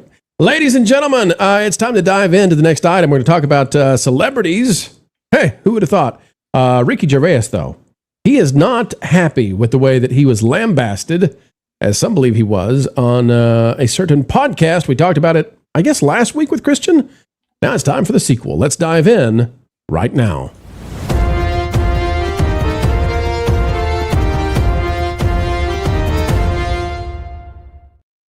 It was not so long ago that Office star Rainn Wilson was unhappy with Ricky Gervais. Now, we played this on the channel, and we had Christian on. We didn't have Michelle. I'm looking forward to having Michelle's thoughts on this today. But I'll give a quick refresher for those who were not here. It says the Office star Rainn Wilson has launched an expletive-filled rant attacking Ricky Gervais for telling actors to keep out of politics. During an appearance on the Soul Boom podcast, Wilson slammed Gervais over his infamous Golden Globes monologue, which, folks, we would love to play for you, but we would get hit with a copyright, and, well, then it makes us go away, and that's not okay. It says despite the monologue taking place 6 years ago, Wilson, that's Dwight, returned and slammed Gervais and defended actors' right to free speech. Quote, one of the things that tease me off to no end is Ricky Gervais saying, just take your actor award. No one wants to hear what you have to say. It's like blank you, Wilson said. And he went on to say, everybody has a right to say whatever they want to say, yada, yada, yada. We've done that discussion, but now Ricky Gervais has responded. Out of thatparkplace.com by Trevor Denning says, Ricky Gervais doesn't care if you're offended. Comedian rejects calls to tone his humor down. So what does he say? Well, it says, during a recent appearance on BBC Radio 2, Ricky Gervais made it clear that he has no intention of toning down his comedy. In fact, he argued that comedians cannot express an interesting opinion without eventually upsetting someone. Quote, I don't tell people not to be offended. I tell them I don't care if they are. Be offended if you want. It makes it funnier for me. He says it's a myth that I go out to offend. I never go out to offend. I just know that it's probably going to happen. He accepts that people have different beliefs, experiences, sensitivities. As a result, offense is nearly unavoidable whenever a comedian tackles politics, religion, gender identity, celebrities, or other contentious subjects. He says, quote, there's nothing you can say, particularly anything that's mildly interesting or contentious, or your viewpoint that someone somewhere won't find offensive. He goes on to say, now I go, yeah, I know you are, everyone is, in reference to people saying I'm offended. Finally, he says, in regards to free speech and cancel culture, quote, I've dealt with it too much, actually. I think the last couple of tours, I have dealt with cancel culture and free speech because I felt I had to. Now I don't have to anymore. All right, now he doesn't directly respond to Rainn Wilson, but it's based on questions about this, and he's responding broadly to that without picking a fight directly. Kristen, I want to go to you first. We talked about this in the past about celebrities using their platforms, like a Mark Ruffalo and Meryl Streep, to really drive home their political or ideological views. And we've talked about you're free to do so, but there is a market consequence to that once you step into an area where audiences feel like you dislike them, right? People are less likely to go transact with you if they think that you actively hate them. So what do you make of this little brouhaha we've got between Rainn Wilson and Ricky Gervais now? Well, I mean, I guess to reiterate what I said last week, I think it's a time and place thing as well. I think people are just frustrated. If you're in an awards show ceremony picking up your Oscar for being a great actor, and all of a sudden you're talking about the rainforest, I think that just rubs people the wrong way. I think Ricky has been right about almost everything, and I appreciate his candor. And I also think he said all the things he did, and he kind of attacked the issue directly because it was a significant problem in the culture. But I think that problem is fading. I also think it's just a sign of the times that people just get offended by everything. It's just ridiculous. And, we'll get into the Odyssey conversation, I imagine, soon, but we can have different opinions on that. Who cares? I listened to Matt Walsh, and he had some things that I thought were interesting and thoughtful, and things that I didn't really wrap my brain around when it came to that movie. I'm not offended by that. I think it makes me smarter if I kind of listen to what he has to say and maybe tweak my points of view, or I kind of defend myself. So it's just a weird place we're in it right now culturally. I think Rainn Wilson read it the wrong way, but I think Gervais has been sort of, on point forever on this issue. It's a comedian's job to be outrageous. If you want to be offended, God bless you, but who cares? Okay, so let's talk about that though, because I think this is an important point. Tell me what you think about this idea. The idea that at least for actors whose job it is to reach the broadest possible spectrum of the market, right, the TAM. If you're a big brand actor, so you're a Tom Holland, you're Zendaya, Timothée Chalamet, we can go through the list, right? There's a lot of them. Let's point out The Rock, because he has history with this, right? You're welcome. Okay, so but these big brands, I mean, because they're essentially businesses in human form, right? And with ecosystems of finance around them. Their job, it seems to me, is to be as broadly appealing as they can be. And that means probably not. Like, this is the sacrifice you make to be that sort of an actor. You don't have to be that kind of an actor. You can be a niche. But if you're going to be the biggest out there, then you have to make the sacrifice of saying, my job is to be as appealing as possible to everybody. Okay. Conversely, Christian, and this is where I think Ricky Gervais is taking some unfair criticism, perhaps, I actually think that comedians have to be a little bit offensive. Like, I think that's part of comedy, is your job is to acknowledge the things that are an oddity. And to notice oddities means you're noticing things that some people don't want you to verbally out loud notice and then expose that. So I actually think that we've got two very different systems here. One that says, hey, you're a big actor, you're trying to make a lot of money, you're trying to make a lot of money for a lot of people, be as appealing, as kind, as courteous as you can be. And on the comedian side, it's your job to say outlandish, outrageous things that are it's the sacred cow. How dare you do so? But you do so anyway because you're the jester. What do you think about that juxtaposition? Yeah, and I agree. And on the comedian front, listen, even like a Nate Bargatze, who's as clean and inoffensive and milquetoast as possible, and he's very funny. You could say, well, he's always picking on dads. He's just this helpless dad, and his wife's always right, and he's pushing stereotypes about. I mean, you could dig through any comedy routine. Wait, what about mothers-in-law? I think they're good, kind people. We shouldn't trash them. So I think we can kind of go deep into basically find offense about everything. But yeah, I mean, comedy works partly by surprise. And if you're saying something as a joke that people are thinking, but they're afraid to say it, then that's funny and that's interesting. That's provocative. So yeah, it's just, I mean, listen, I literally wrote the book on woke Hollywood. I'm so happy that a lot of this is fading, but it's not going to go away completely. And it's just ridiculous. It really is. And I do wish more of the artists themselves, especially the big timers, the A-listers, they should have been really standing up. The Tom Hankses, the George Clooney's, the Julia Roberts, they should have been really defending speech for years, and they haven't been, which is a big bugaboo of mine. I mean, like, where were you? Right. Jimmy Kimmel getting canceled because he lied on air and misled his viewers. Well, we can have that debate, but where were you? So, Right. Well, Michelle, a lot of those names that were just listed, like Tom Hanks, they became very political and they worked for companies that became very political. I mean, Disney has become this entity that is largely associated now with the Democrat Party. We're not political here. We talk about it when we need to. But, like in California, Disney just received tens of millions of dollars from this tax credit for films. And it went to them to make a Pixar movie that they're going to make one way or the other. Like, it will have no effect on whether they make the movie. The state of California just said, oh, we like you. We like you because you do what we want you to do. Here's, $14 million for Hexed. And so I think that's partly what has caused one of the problems is this unification of politics in Hollywood resulted in people self-censoring or saying things that were not in favor of their brand or the market or their studios because now they were working on something different, something that was esoterically higher than themselves. It was the cause du jour of Politico. What say you, Michelle? Muted right now, Michelle, but we hope no longer. I muted myself again. She's speechless. Yes, I am speechless. What exactly are you asking me, though? So, in regards to Hollywood, do you think that they put politics for a period of time, and maybe that's diminishing now, or maybe it's not, and you can weigh in on that as well. Do you think they put politics above their own financial benefit?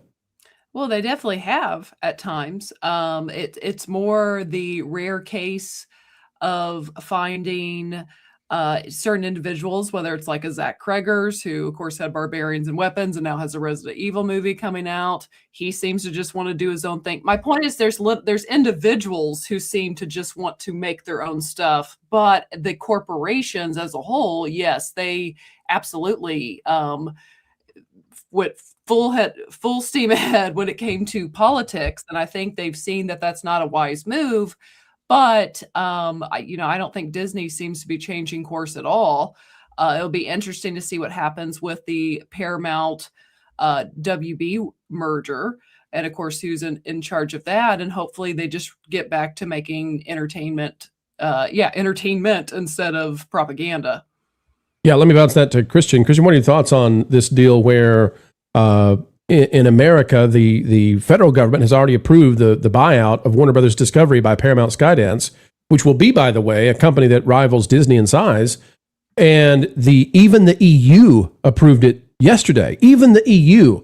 And yet the state of California is trying to block it. And I believe there is no possibility of that happening. It's just literally them harming themselves by doing so. Et tu EU. Yeah, this is all political. They perceive the Ellison family as being pro-Trump, and they can't have that. They fear that CNN will become maybe more mainstream and less radical. So there's a lot of cultural politics at play. It also, like you said, even if it can't be stopped, it's like a temper tantrum. Mm-hmm. We want to go on record saying we just we don't approve of that. So we'll have to wait and see. One quick note: one of the things I used to get a lot of access to were actors. And when I lived in DC, I'd get a lot of interviews. And I always want to ask them tough but fair questions. I got Jack Black to talk on the record a few years ago here in Denver. And I asked him at that point, he was really pushing the Iran deal for President Obama. Hold on a second, Christian. Yeah. I'm sorry. I follow this stuff and I did not know there was a time when Jack Black was promoting the Iran deal. And I'm sorry, those things, when you put them together, they just struck me that I had to have a pause just to acknowledge what we're talking about is Jack Black. Not, okay, we'll go there. Jack Black, School of Rock, Iran deal. Yeah. Go. That's the new normal, man. It's a crazed bedfellows. Okay, go. What did he say? Well, he was very affable. And then, I usually wait for the kind of mid to late conversation before I drop the bomb on tougher questions. I said, you took a position. A lot of people will not like the position. You're dealing in an industry where if they don't like the position, they don't go see your movies. What are your thoughts on that? And he said that, he and his agent or he and his rep or he and his someone talked about it. And Jack Black just shrugged. They said, let the chips fall where they may. Now, this was when Jack Black was going through a pretty hot streak, a big name. And, I think he's kind of waxed and waned over the years. But I think it's partly they're insulated by money. I think it's partly, I want to do what I want to do. I think it's partly emotional. But, you know, some actors will be at the top and think they can do no wrong. And then a couple of years later, they're struggling for work. So it just seems short-sighted to me. But, you know, listen, Jack Black handled the question, you know, fairly and took it on, and I appreciate that. And, you know, but nobody challenges these actors about their positions, and nobody questions them. And I didn't have enough time to kind of debate them on the issues, and that's really not really my point. But yeah, I mean, this hurts. Listen, if you're in the Odyssey and you're Zendaya and you say something outrageous, it doesn't matter, because this is a runaway train. But if you're in a project that's on the bubble and people aren't quite sure about it, and all of a sudden it's got De Niro and Mark Ruffalo in the cast, yeah, it's going to have an impact, and they don't get that.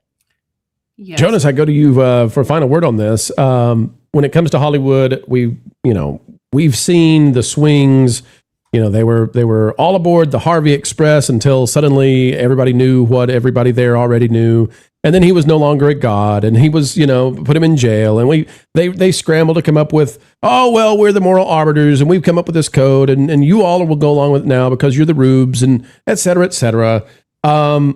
I just think that there's a credibility crisis when it comes to Hollywood celebrities speaking out on a lot of issues. I don't think that they're seen by the public as understanding. And so if I were them and if I were their agents, I would say, you know, I don't think that I don't think that there's efficacy in you speaking on some of these things. Like, I actually think it has a negative effect on this. Right. You know, when we were all focused on the amazing talent of all of the actors, as opposed to these are the approved people doing the approved thing, saying the approved message, when we didn't have corporate accounts changing their logos once a year, or maybe more than once a year, in order to weigh in all of this. The problem is it seems very fake.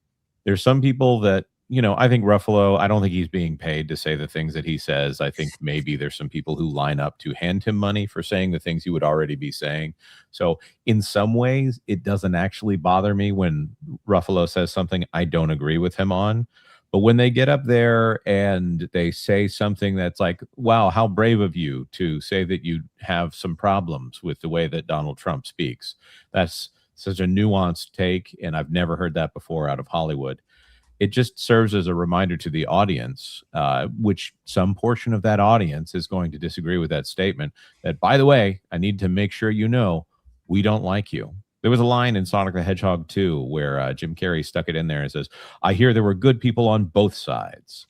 You know, it's just one of those things where it feels like they all hate you, and they accept that they have to do business with you to make money, but they want to laugh at you a little bit while they're doing it. So that's the part that is so insufferable. Here, get your award, you know, and kindly leave the stage. Well, you know, here's the thing, though. You're talking about they like to laugh at the average person. The response that I had, which was, I had no idea Christian was going to tell the story about Jack Black and the Iran deal. My reaction was authentic. I had to stop it because I just blew my mind. Because if somebody came to me from DC and said, Pro, we need you for whatever reason. We need you to endorse, you know, some sort of national defense scheme we've come up with, or some sort of geopolitical concept we've got. We need you to endorse this on your show. Let's say, like, guys, I mean, I think I'm a smart guy. I've got my opinions. I'll talk, you know, boldly sometimes behind the scenes, but I'm not qualified for that. I'm not going to do that. And it's amazing to me that a celebrity, you know, who's famous for being the lead singer of Tenacious D and, you know, the voice of Bowser would be like, oh yeah, I totally know enough. And I totally should hang my brand on the idea of whether or not we ship, you know, suitcases of money in an airplane to Iran. It's like, you know, it's just amazing to me that people would think that that's a great idea. But, you know, everybody's got to make their decisions on that. Well, it's about the same time that I would ask Gore Vidal about his thoughts on Vidal Sassoon hair products. Michelle? Well, I was just going to say, back to where this conversation began, of what's his name? I just blanked. Ricky Gervais, Rainn Wilson. Rainn Wilson. It's like Rainn Wilson has a point. Sure, they can say what they want to say, but in this landscape, it may turn off a big portion of the audience. Like, yes, you're allowed to say it, but is it wise for you to say it is the question. And then secondly, I don't feel the point he was trying to make was best made by bringing up Gervais, because Gervais, that was a very specific thing. He was speaking for all of us that watched these things that night. That's why it worked, and that's why people still love it. But secondly, that is at a very specific place where no one wants to hear your politics. If they want to tweet something out on their own personal time when they're not working for out on a when they're not out promoting their movie, so be it. Again, that may turn people off, it may not. But there's a big difference between that and getting up there and holding basically the audience captive to promote your politics when we are there simply to see what movies won or did not win the Oscar. Okay. So I had thought the conversation was coming to an end, but Michelle, you've brought up something now. I got to ask this to the panel at large. I mean, okay. So I actually think there's more nuance to this. I think that different celebrities have different abilities to reach audiences because there are various levels of earned credibility. So, and I actually think this works out, like, it's not just celebrities, but let's say that you go to somebody and they offer you medical advice and they're in terrible health and they're not a doctor and they've never had a single class in college on anatomy or anything, right? They may want to be a doctor, but you don't accept them as a doctor. I think the same is true of celebrities. Like, I think a Gary Sinise, for example, can speak to us about military issues and we'll listen. I think he can take the stage anywhere and talk about veterans and we'll listen. And we consider him a credible source. Why? Because he's earned the acceptance of the audience as a credible source. Whereas, like, if a Mark Ruffalo gets up and talks about military service, we all go, oh, come on, dude, not again. And that, I think, also has a part to play in this. I think you can get up at an award ceremony and make some sort of statement. But if you come across as a doofus who has no connection with average people, the average people say, what are we doing? Why are we listening to this again? Turn it to something else. And that's what Ricky Gervais is talking about. Mm-hmm. Panel, final thoughts on that before we go. Yeah, I mean, I'm friends, maybe too loose a word, but I check in with John Ondrasik. He's the singer from Five for Fighting. And I always use him as my example in this regard. John is very smart. He's very thoughtful. He's a kind person. And he's been weighing in more and more on politics in recent years. But if you watch what he says, it's thoughtful. He's given it some time to kind of marinate. He's not vicious. He's not vile. He's not attacking his enemies. I mean, I think if more celebrities would take that approach, actually know the material, give it some consideration, and not be so bombastic, we wouldn't recoil when a Leonardo DiCaprio goes on stage after spending the weekend in his yacht and saying, down with climate change. So it's the combination of, why should we trust you on this issue? Why are you so bombastic? Hey, man, you're just repeating what MS Now said 5 minutes ago. So I think it's all those things. That's exactly right. All right, ladies and gentlemen, you tell us what you think in the comments, in the chat. Who has earned it as celebrities? We'd love to hear from you. Like, what celebrity has earned their place in a certain field of expertise where you're like, you know what? When this celeb speaks to me, when this movie star speaks to me about this certain thing, all ears are open because they've earned that place in my acceptance of their expertise.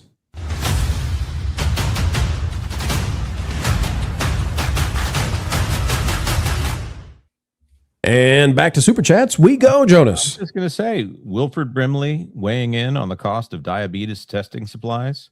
I'm there. I believe he knew how to defeat diabetes. I have been waiting to put this up on screen. Blah, blah, blah, law. Whoa. Give 50 memberships. Holy moly, blah, blah, blah, blah. Blah, blah, blah, blah. That is amazing. And there is only one clip I can possibly play to say thank you enough. You can choose to feel sorry for yourself. I hope you don't. That was not celebratory enough. Does not fit with the, but it does. Here we go. Fit, but it doesn't fit.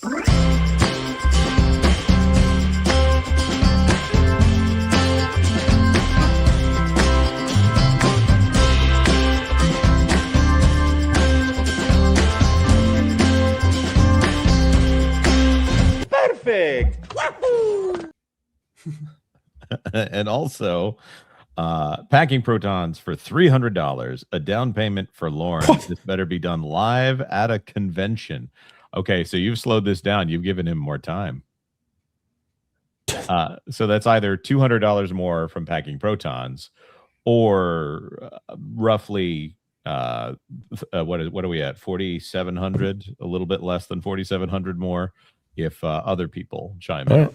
I'm keeping a tally. Did you see his new icon? I'm in it. I see it.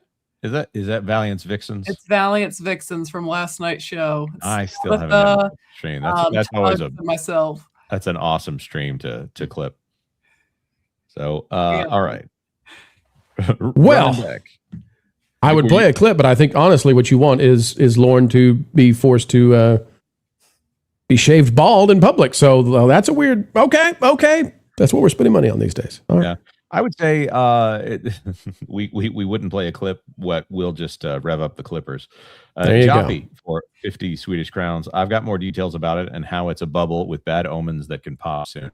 So it's like the .com burst. Yes, there was a bursting of the bubble for a lot of companies, but obviously a lot of internet companies did do very well. I think it's the ones that are just putting on the face of AI that are going to be the problem, because you've got these big players like Gemini and Grok and Misanthropic that have these large bases that you really have to get out there and beat them in order to win the space. So yeah, there's going to be a lot of companies that are quote unquote AI that are going to fall by the wayside. Yep. WJB Daily for 2, Heinz Disney partnership forcing stock down. I have to say the Heinz sampler machines that are going into Disney parks, we actually covered that very early on Extra Magic with Jonas and Marv, not as a Disney story though. So I think I'd rather go to the Coca-Cola sampling shop versus the Heinz. I mean, give me the soda. I'll try different sodas rather than, hey, have you ever had ketchup before? Well, it's spicy ketchup though. I had ketchup candy one time. It might be the worst food I've ever tasted. That sounds terrible. Really? Apparently Europeans and Canadians do the ketchup flavored chips. Okay. I mean, I could just dip a chip in ketchup, but okay, we'll do that. Well, yeah, but I could dip a chip in ranch, but I could dip a Dorito in ranch, but I'm probably not going to do that. Packing protons for $5. My first Odyssey prediction for 3 day was right. $600 worldwide, 600 million. Sorry, worldwide total might not be. Well, let me ask Christian about this. You weren't here with us for the segment where we talked about the Odyssey box office projections. My thought on this is Spider-Man is going to have a major effect because Spider-Man is predicted to come out now with more than $200 million domestically on its own. And I just think there's only so much bandwidth of consumer transactions at cinemas. Like you're actually getting to the point there where everybody's going to see this that's going to see a movie. And so I think that Oppenheimer had a synergy with Barbie that won't happen. So I think that my best guess is that the Odyssey has 2 really amazing weekends, and then probably a significant drop as Spider-Man comes in and just becomes a phenom. And so I think at that point maybe this settles down a little bit. What are your thoughts on that? I don't know. I think that makes sense, but there's something going on with this Odyssey where the numbers keep just holding steady through the week. And then it becomes like a thing. It becomes a thing that you need to see. Yeah, and I FOMO. think once that happens, I think all the rules go away. Barbie had that. There's certain movies just have a momentum on all their own. And I'm also seeing this year is that the box office behaved much better than I ever predicted. Mm-hmm. And so whether it's rising tide lifts all boats, or I think a lot of times audiences that are older are starved for something that speaks to them. Mm-hmm. And maybe they're not coaxed back to theaters a lot, but this one's going to do it. And I think it's going to be like, everyone has seen it, so I've got to be the guy who doesn't miss out. I don't know. I think it's going to defy some rules. What are your thoughts? What are your thoughts on the strange thing here where the Odyssey, and it's not strange in a bad way, but it's just the Odyssey has an average ticket price, we believe, of somewhere around $25 because of the IMAX situation. And the average movie ticket price normally is $16 and change. I don't remember the exact amount. You've got something like a 25 to 50% increase in the cost of a ticket, which is raising the box office. Do you think that's maybe causing us to view this in a way that we believe there's more butts in seats because the numbers are bigger? It's possible. Also, the film's length is working against it, right? I mean, they can't. That's a great point too. Yeah. Screenings. I just think it just. I mean, it's such an oddball. It's an oddball film. We've seen that. Listen, I never expected Barbie to do what it did. No one expected Obsession to do what it did. I just think certain things shake things up. Yeah. And it's Nolan. It's got a lot of publicity. People are fighting over it. And then when people fight over it, people say, I want to see for myself. Yep. I want to weigh in on this. I don't want to listen to A, B, and C. I want to make up my own mind. There's lots going on here. But hearing the word of mouth is a bit juiced on certain websites. I don't know all the details about that. I think you guys have broken that down better than I have. So, talk about Rotten Tomatoes. Yeah, just that there's momentum. In everything. I'm a big sports fan, like the Yankees. I see good momentum, bad momentum, and I see it in the theater too. Yeah. There's something about it that's hard to pin down. It's not scientific. This, I think, is definitively going to make $1 billion. I always thought this movie was going to make a lot of money, and I don't even think it's a real mystery to figure out why. I was excited when this was first announced. I didn't really like the movie. I gave it a 3 out of 5, but I was very excited when this was announced because we haven't seen the Odyssey come to life on the big screen in my lifetime. So you had this epic tale that we all have heard and know coming to life and being brought to life by Christopher Nolan. So I just think the marriage of Nolan and the Odyssey was bound to be a hit. I think it seems to be more of a hit with millennials up, but there is a market for millennials up. This is the type movie that's going to get people maybe 29 to maybe 80, people that grew up with this film. And it's just, it has been talked about so much that people do just want to see it for themselves and want to experience it. So I think it absolutely is on track to hit $1 billion. It is on track to hit $1 billion. I think it is going to hit it despite Spider-Man, just because this is the Odyssey is a story that so many people of so many generations know and are interested to see it come to life. Can I ask the panel one quick question? Yeah.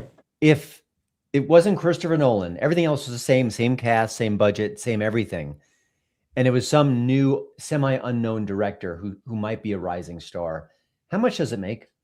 What's the difference? Maybe half. And the reason is because this being a Christopher Nolan film, this being an IMAX film shot for a format that almost nobody can see because there's only 25 theaters that run it. Mm-hmm. It's turned it into the Avatar phenomenon that we saw with James Cameron back in 2008. This is an event film. This is a spectacle film where people believe I will never see this in this way unless I go to the theater. And I don't know that I can't think of a director that can do that other than Christopher Nolan. He's put himself in this place where he can do that. Maybe James Cameron could pull that off, although Avatar, the last one, has made that a little bit shaky. Right. But I would point out the fear Peter of missing Jackson, out is strong. Yeah, I would point out Peter Jackson tried that with the Hobbit films by doing high frame rate, which wasn't great. Right. Yeah. And I heard people say that Gollum looks more real, but Middle-earth looks more fake. So that was very experimental. I think this is something where Nolan has this reputation of he's just going to make his movie. But I struggle with films like this because, like, Barbie, obviously a huge outlier, 1.5 billion, despite that film having similar elements, let's just say. I also assumed that the controversy around the film, even the disagreements about whether or not it is a good film, would drive the second weekend down. But you never know. It's like predicting a stock price. There are outside factors that are hard to pin down unless there was a single item. I think removing Nolan from the equation, I don't know that the movie would happen without Nolan in this combined set of circumstances. But if it's a new person doing all of this and they've trusted a person this much, I don't think it has that sway, that IMAX popcorn bucket. I would love to see that out of Hollywood, like a trust in a young filmmaker who really knows what they're doing. I hope we get there with filmmaking instead of being like, you're a great young filmmaker. Let's hand you some Marvel junk that we're going to steal away from you in the edit, you know? Yeah, well, say even with Barbie, I was the first person in space. Like I was like, guys, this is going to hit $1 billion because I think there is a unique similarity with Barbie and Odyssey. With Barbie, despite I was wishy-washy on it. There were things I enjoyed, there were things I did not enjoy with it, but it was fun enough, and they cast the perfect casting for Ken and Barbie. And the thing with that movie is every single girl has a Barbie. There is not a male equivalent toy that every single boy has a Barbie or whatever. Every girl has one. So it was just one of those kind of special things that kind of took place. And not to mention, it was very girly. It was geared towards women. It knew its target audience. And I think this movie kind of knows its target audience too, in the sense of it's Nolan, and it is Odyssey. And again, it is something that in my lifetime has not been put on the big screen, and everyone knows the Odyssey. So it was a perfect marriage. Not to mention with that, then also you have this massive cast that, even if Nolan was not involved, this cast alone would intrigue people. So it was like three things: Nolan, Odyssey, cast. And then, like you said, it became a spectacle of you've got to go see it. So like Barbie, it's just kind of an unstoppable thing. Well, let's hit some super chats real fast. Jonas, I'm going to read these, and then we're going to hit in the next story about James Gunn, who's having a very different experience than Christopher Nolan. We've got Packing Protons for 5, updated profile pic just for Michelle and the Vixens. Very cool. Michelle, go check that out, I'm sure. We've got Detailed Devil for 199. Oppenheimer and Odyssey, both 20% IMAX, 8 out of 5, or August 5th, up for grabs. Interesting indeed. We've got Packing Protons for 5. All the talent in Hollywood has been purged. The Mary Sue guy, Josh Dawes, should start his own AI studio. I think he might just have. It's a man of one. And by the way, I think he could make a movie by the end of the year, and he should. Patrick Anyway for 5. The candidate I mentioned is Scott Schwab. Kansas SOS. Bald is better affordability by decreasing property taxes. Secretary of State? Secretary of State. Okay. There we go. And then final one before we go to the next story. Folks, we'll get the rest of the super chats. We do apologize. We've got so many, and it's so gracious and so kind. We'll get them all, I promise, but on the other side. No Slacker for $9.99. Oh, that is a clever way of spelling it. I have watched faithfully and silently. No one ever reads my posts on other sites for 2 years. Love the show. Wish I could give more, but I'm retired in California. Enough said. Well, I am sure that after California gets its cut, we'll get $2, and they'll still be stopping by to see why you posted on the Pro Show. I'm so sorry, No Slacker, but we love finding out that you're out there. Good to see you. Make sure to say hi. We'll see you out there in the chat. You don't have to pay a thing. We just want to say thank you for being there. All right, folks, let's dive into the next story. It's all about James Gunn. Is he done? Well, they've got a plan to save his derriere at DC. We'll see if he can pull it off.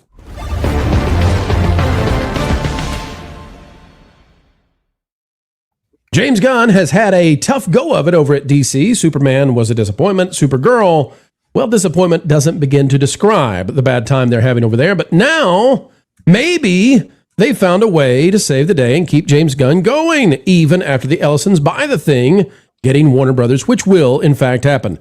Monica Coleman has this one out of CBR. Says DCU Supergirl celebrates early streaming release date with new Lobo clip. Yes, they're celebrating an early streaming release, which is to say it was run out of theaters and they have to find somewhere to try to make any money. Couch change. What's in the sofa, eh? That's what they're up to. But I like the headline. It's clever. Supergirl is officially flying to digital platforms. The second movie in the rebooted DC universe premiered in theaters on June 26th. And CBR can exclusively confirm that the superhero sensation is heading to digital for the first time on July 28th. It's been a giant race, by the way, between Masters of the Universe, Supergirl, and The Mandalorian Grogu to get out on streaming for PVOD before August arrives. You all know what it is. We won't read it. This is what it is. This is where we are. It has not gone well for the Supergirl.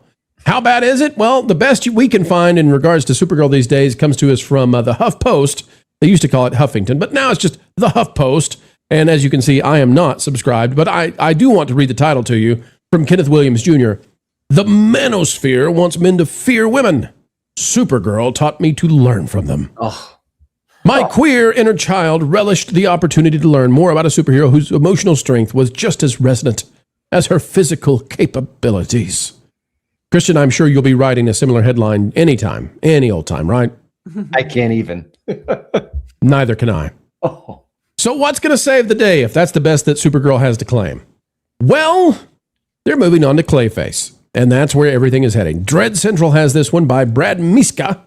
Watch the stunning new Clayface trailer that proves James Gunn wasn't kidding about the horror. Says if there was any doubt that Clayface was going to be a full-blown horror movie, Warner Brothers just erased it. The second full trailer for the upcoming DC Studios film has arrived at San Diego Comic-Con, and it's nothing short of spectacular. Now, I hear a lot of folks talking about Clayface. They're saying, hey, it looks like a pretty good horror film, and horror films have had a heck of a heyday at the box office as of late. But, Christian, I don't know that if Clayface does good, bad, or ugly, and it looks ugly, but that's what it's supposed to look like, I don't think that it saves James Gunn at all. I think that Man of Tomorrow is it. And if he can't have a huge runaway hit with Man of Tomorrow, I think it's over for James Gunn at DC. What say you? Well, I disagree. I think it's gonna be. I think Man of Tomorrow is gonna be a huge hit because it's got Blue Beetle in it. I mean, that's the game changer. It's what we've been waiting for. Exactly, chomping at the bit. Yeah, it doesn't. I think on an optic level, even if Clayface does well, I like the director, by the way, James Watkins. He did one of my favorite sort of sleepy horror films called Eden Lake, which is really tough to watch but good. And Meg Flanagan wrote it, so I think it could be a quality film, but it just doesn't have. I mean, it's related to the DC, but I don't think most people are going to make that overt connection. It's a horror film, so good, and maybe it's it's a lower budget. It could be successful coming out around Halloween. All the signs point to this being a modest success, if not more. But I don't see that saving Gunn or saving the franchise. Or if you stumble out of the gate and then fall down flat on your face and get thrown in the drunk tank, I don't know how you bounce back from this. I just don't. And then, then the Batman 2 was going to come out. That's going to make him look even worse. That's not part of that Gunn universe. I think it's over for him. And I think it deserves to be over. I don't think he's very talented. I think he once had a spark of ingenuity and creativity and something different. I think it's long gone. I think he's spent. And I don't see the saving it. Well, Supergirl is definitely spent. Michelle, Supergirl failed to break the 125. It may just limp its way across there, but that's not a milestone anybody's going to celebrate. This is by far the worst film, even before you adjust for inflation, by far the worst DC film we've ever seen. And if you look at this thing, I'm not sure why it's in theaters anymore. Like, I legitimately have no idea why cinemas for the past, 1, 2, 3, 4, 5, 6, 7, 8, 9, 10, 11 days it's in theaters, and it is doing nothing. In fact, if we go down, Michelle, this is unbelievable. So this film, oh my gosh, I didn't even know this. Michelle, this film is still in 1,500 screens. Wow. It made $230,000 yesterday. That is $146 per theater. That is so low at this point, you might be losing more money just turning the projector on. Yeah. My gosh. Yeah. Michelle, talk to us about Supergirl and what this does to DC and the credibility that James Gunn can carry this thing at all. Yeah, well, this was especially after Superman did not perform as well as they wanted, this was the last thing that they needed. I mean, this is, pathetic.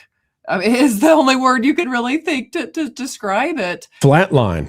Yeah, and the movie was just so bad and so generic. And it just, especially at the very beginning of something that's trying to take off, it was just a horrible route to go. I really don't get why he's focusing on, trying to build out already this big universe.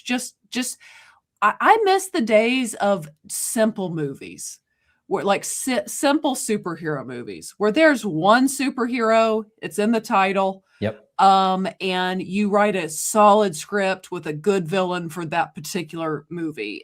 This like having, all these different characters and things. It's just like they're like more.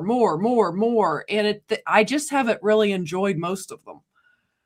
Yeah, this is so bad. Jonas, if you'd like to weigh in, this is so bad that when Clayface comes out, if it does well, I think the response is going to be, well, why don't you make horror movies instead? You seem to know what you're doing with this, not anything else. Well, if it looks like a good movie, so I don't want to complain that it looks like a good movie. So yes, make good movies. But the problem is right now is Hollywood is so bored with the idea of a superhero film that they're refusing to make a superhero film that is appropriate for children in any way. So, in and of itself, a movie like Supergirl, well, it didn't make money, so it is a problem. But that off on its own is not as big of a problem as you've co-opted the entire superhero genre with James Gunn right now. The idea of creature commandos, Superman with middle fingers and all kinds of just things that I don't really want my kids around. Superman's not supposed to be a dope. And then you get Peacemaker, which is not supposed to be connected to Superman, but is, from what I hear, one of the filthiest TV shows in existence. James Gunn does not belong anywhere near a children's property, and I hate to say it, all of this is children's properties. So Clayface, okay, sure, yeah, it can be connected, but the fact that this is the only thing that they might find some success in, because I do think that this will have success because they probably have a horror budget on it. Joker did well until it got weird. This should not be the tail that wags the dog. But I don't think it can be. I have a feeling that Gunn is grasping at straws, so that's what he's going to do. He's going to be flailing on his way out the door. I also don't know how much of Clayface is directly James Gunn. Didn't this project already start before he came in as the head of DC Studios? I don't know how much it was grandfathered in versus what he's done since coming in with it. I'm not sure. I think it was announced like after he was there. Okay. I think. Don't quote me. So, a couple things. First question I've got is, I wonder if the success of Guardians 1 and 2 had anything to do with people like Ike Perlmutter putting guardrails around James Gunn, because the third one was not close to the first two, and he's not been good at DC, and so bad that he's probably just about done. So I wonder if having others watch over him is a good thing in his creative process to keep him within bounds. The other thing I wonder, and Christian, maybe you can answer this for me. I don't understand, and so usually I try to understand, but I'll just be totally honest. I don't understand what's going on with the horror genre. It has been wildly successful. Suddenly it's come out of nowhere. I didn't sense this in the culture that it was, but horror films are just exploding at the box office. They seem to be the only genre that it's just a gimme that they're going to make a lot of money for the studios. What's going on there? Why are people so interested in scary films these days?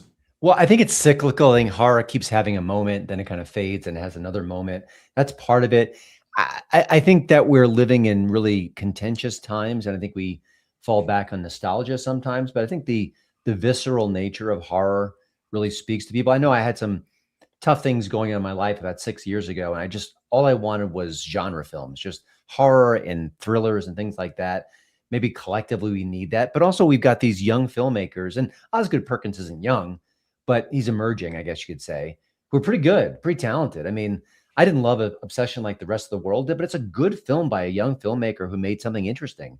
Same with Backrooms, same with some of the Osgood Perkins films, Long Legs and things like that. So I think it's a confluence of a lot of things going on. But yeah, I think that horror does well in a theater because you'd like to have that experience and share it with other people.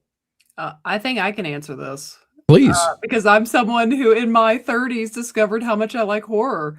For starters, like he kind of already alluded to, horror, it has been for the last, I would say 5 years, it has been the one place you can go and get originality. Yes. It is the one place you can go and get creativity. A movie like Zach Cregger's Weapons that I saw, I think, 4 times in theaters. It also, as he said, going back to a movie like Weapons, you experience these things with people and people's responses and oohs and ahs and holding their breath. It's a very fun shared experience with horror films, but basically it's where the originality is these days. It's not superheroes. It's not, something ridiculous. It's new, it's innovative, and it's fun. And as he already pointed out, which is very true, it really is. They've done studies like when society's gone through harsher times, horror films do well. And we have lived through pretty turbulent times the last several years. Can I just amplify that in my own way here? I think horror films, they know that they have to hook people in. They know they have to have an interesting premise, whereas so much of the franchise genre films that have come through, they're kind of taking their own deconstruction of an existing thing, whereas horror has to go in and say, what if there was a space that was exactly what you've seen before, but you don't understand why it's haunting and it's chilling, and by the way, this guy is going insane as he wanders through an endless string of liminal spaces. I don't, there are things about horror that cause me to not be able to watch it on a frequent basis. But if I want to see an interesting premise, generally speaking, it's a new horror film. Whereas everything else, they seem to have given up and said, wow, we're going to go by the star, and we're going to go by the franchise, and we're going to go by the tradition, and we're going to do this, and we're going to try to turn it on its head in ways that we've all seen the ways that they're going to turn it on its head before. So it's like horror is allowed to do its own thing, and nothing else seems to, like romantic comedies. Okay, you don't have to reinvent the wheel there. I would like for them to not reinvent the wheel, but horror there's still log lines and taglines on horror films, whereas I've never seen anything like that on a Marvel movie. Also, lower budgets, lesser known stars. I think the studios just give them a hands-off mostly treatment, I'm going to guess. The crazy thing to me is, as I'm thinking about this now, DC, Warner Brothers could have made more money easily, like not even close, if they had come in with James Gunn and said, well, we're going to do a horror version of DC. Like, we're going to have movies about the Rogues Gallery of Batman. Like, we're going to have Mr. Freeze, right, and the loss of his wife. We're going to have Scarecrow, obviously. Mad Hatter, Calendar Man, like Clayface. And we're just going to go through the list of mentally disturbed rogues from Batman's Tales, and the ventriloquist. Like, I mean, there's no way they could have lost money on that. So that's a strange place to be. But horror is definitely having its day. James Gunn not having his way, and audiences saying goodbye, sorry, so long. Superman, Supergirl, both making it a difficulty to imagine us ever getting to the main Batman movies. James Gunn just might be done already.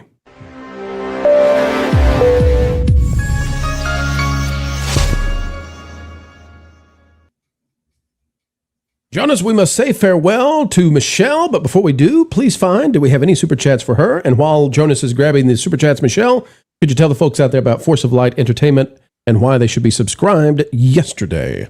Yes, you should go subscribe to Force Light Entertainment, where my sister and I do movie reactions and reviews. We just put out our first time watching reaction of Galaxy Quest. That is officially out. But we've done lots of fun ones recently. Troy, Interstellar, lots of big ones. So go check out Force Light Entertainment on YouTube, Instagram, and X. Absolutely. So we've got a lot of super chats that are on the subjects we've talked about that Michelle has brought up, but they don't have Michelle's name in it. So I do think she has a schedule to keep today, though. That's right. We won't keep you long, Michelle. So long for now. We can't wait to see you again. See you guys. See you guys soon. Bye. Thanks for being here, Michelle. Thank you for having me. Have a good show. Thank you. All righty. Let's see. Did you get this one from Detail Devil? We did. Okay, perfect. August 5th, up for grabs. Yeah, and let's see. We got that one. I'm just trying to make sure that I don't miss anybody here. Joppy for 100 Swedish crowns.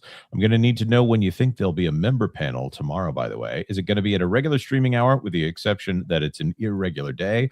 Or if not, when? If not, then when? Happy to give you that information, folks.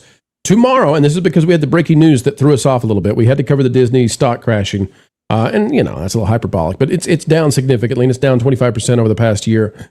Because of that, we're running a little bit late, so we will do a member exclusive live stream tomorrow at 2 p.m. Eastern.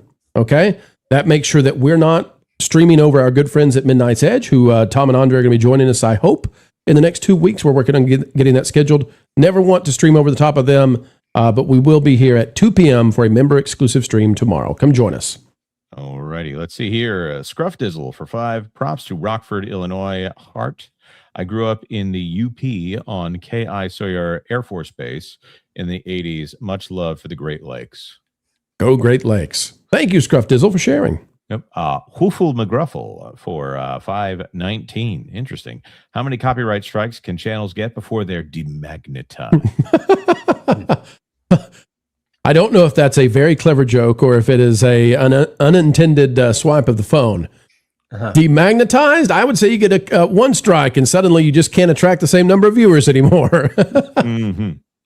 3 strikes, though, and the money's gone. Yep. The first Dragon Queen for $5. Mark safe from random objects today. Lesson: don't look at gravity the wrong way, or it will toss things at you. Yeah, don't ask. Hugs for all. Well, one thing they teach you in OSHA training is that gravity is potential energy. By the way, I want to show this to everybody on the camera. We've got this reel-to-reel prop that First Dragon Queen made and sent our way at Southeast Game Exchange via Culture Casino. I have not decided on the proper place for it yet, Dragon Queen. I put it back here next to the plants, but it's right now it's kind of clashing with where my head is, up here. So I don't know exactly where it may go on the top shelf. We'll see. I've also got a very special, let's see if I've got it over here. And I discovered this is not where it can go either because it just catches the glow of the neon sign. But I have this player card. My favorite NBA player of all time is Manu Ginobili. Loved a lefty that does a Euro step. Played for the San Antonio Spurs. I can't believe that Wolfie McGruffle sent me this signed by Manu. That is so kind. So thank you so much. We'll work on figuring out where both of these go in the studio. I'm not pleased with the location yet of either, but we'll get it figured out and have them on display prominently. Thank you to you both. Yeah, guys, just I want you to know my favorite game ever is Wii Sports. If you can somehow find a copy of that. I'd like you all to know, too, that my favorite vehicle is a Lamborghini, if you'd like to, I'm just joking. Wii Sports is great, but it's definitely not my favorite. Joppy for 50 Swedish crowns. I've got more than just AI bubble because AI companies, just to be clear. Too much for super chats, though, so just wait for it. Okay. See you at 2 p.m. tomorrow. I wasn't trying to simplify your stance. I was trying to agree. WJB Daily for 5. Suspicious of Odyssey's IMAX numbers. Same seats sold in every show at local theaters. Feeling like Angel Studios. So I'm gonna throw some shade on that theory. We love theories. We put out the Rotten Tomatoes thing, which I think is real. The Rotten Tomatoes thing where they are sending out push notifications for thumbs ups that they're then counting. That's not, is that driving the sales of the movie? No, it's just Rotten Tomatoes, again, doing the kind of stuff they did after Captain Marvel and Last Jedi, where they do sneaky stuff that we like to put out there, in today light. But in terms of, is there someone out there buying up phantom seatings, and nobody actually owns it, but a secret corporation somewhere? I don't think that's happening with this film at all. If there's evidence of it, we'll take a look at it. But thus far, we've seen nothing to suggest that's occurring. The Angel Studios thing you're talking about, I'm leaving that up to another YouTuber who has the stuff, and I'm not going to say what they know or we know, but we'll let them take the lead on it if they want to talk about what they discovered. Kaylee Off for $2. Odyssey lacks rewatch value, unlike Lord of the Rings. Or is it Lord of the Wings, which has imminent and unlimited rewatch value? I would say, Christian, what do you think of it? Because I gave it a 6.5 out of 10. I'm not a hater. I didn't think it was great. I just thought it was in the middle. I thought it was 2 hours of less than to get to a third act that was much greater than the rest of the movie. I thought the third act was quite impressive versus the first two. I don't sense that I want to go back and see it. 3 hours is a lot, and I don't think that it's a pleasant experience necessarily in those 2 hours, so it makes it hard for me to say, yeah, let's go see that again. I guess from an artistic sense of view, because there's a lot on the screen, maybe you want to watch it again to see what you missed. But as far as the storytelling, it doesn't scream, I need to see it again and see it again soon. Yeah, I'm torn on that one. I don't think it's got that quality. I'll tell you what it needed, in my opinion, that I think would have elevated the film tremendously. Ewoks. I knew, yeah, well, that always lifts it up. Paul Chatto could have had a job then. For those who don't know, Paul Chatto was the voice of one of the cartoon Ewoks in the Ewok show.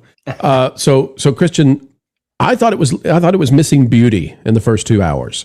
I thought we needed some flashbacks to him with his infant son, loving having an infant son, playing with his infant child. I thought we needed flashbacks to him with his wife.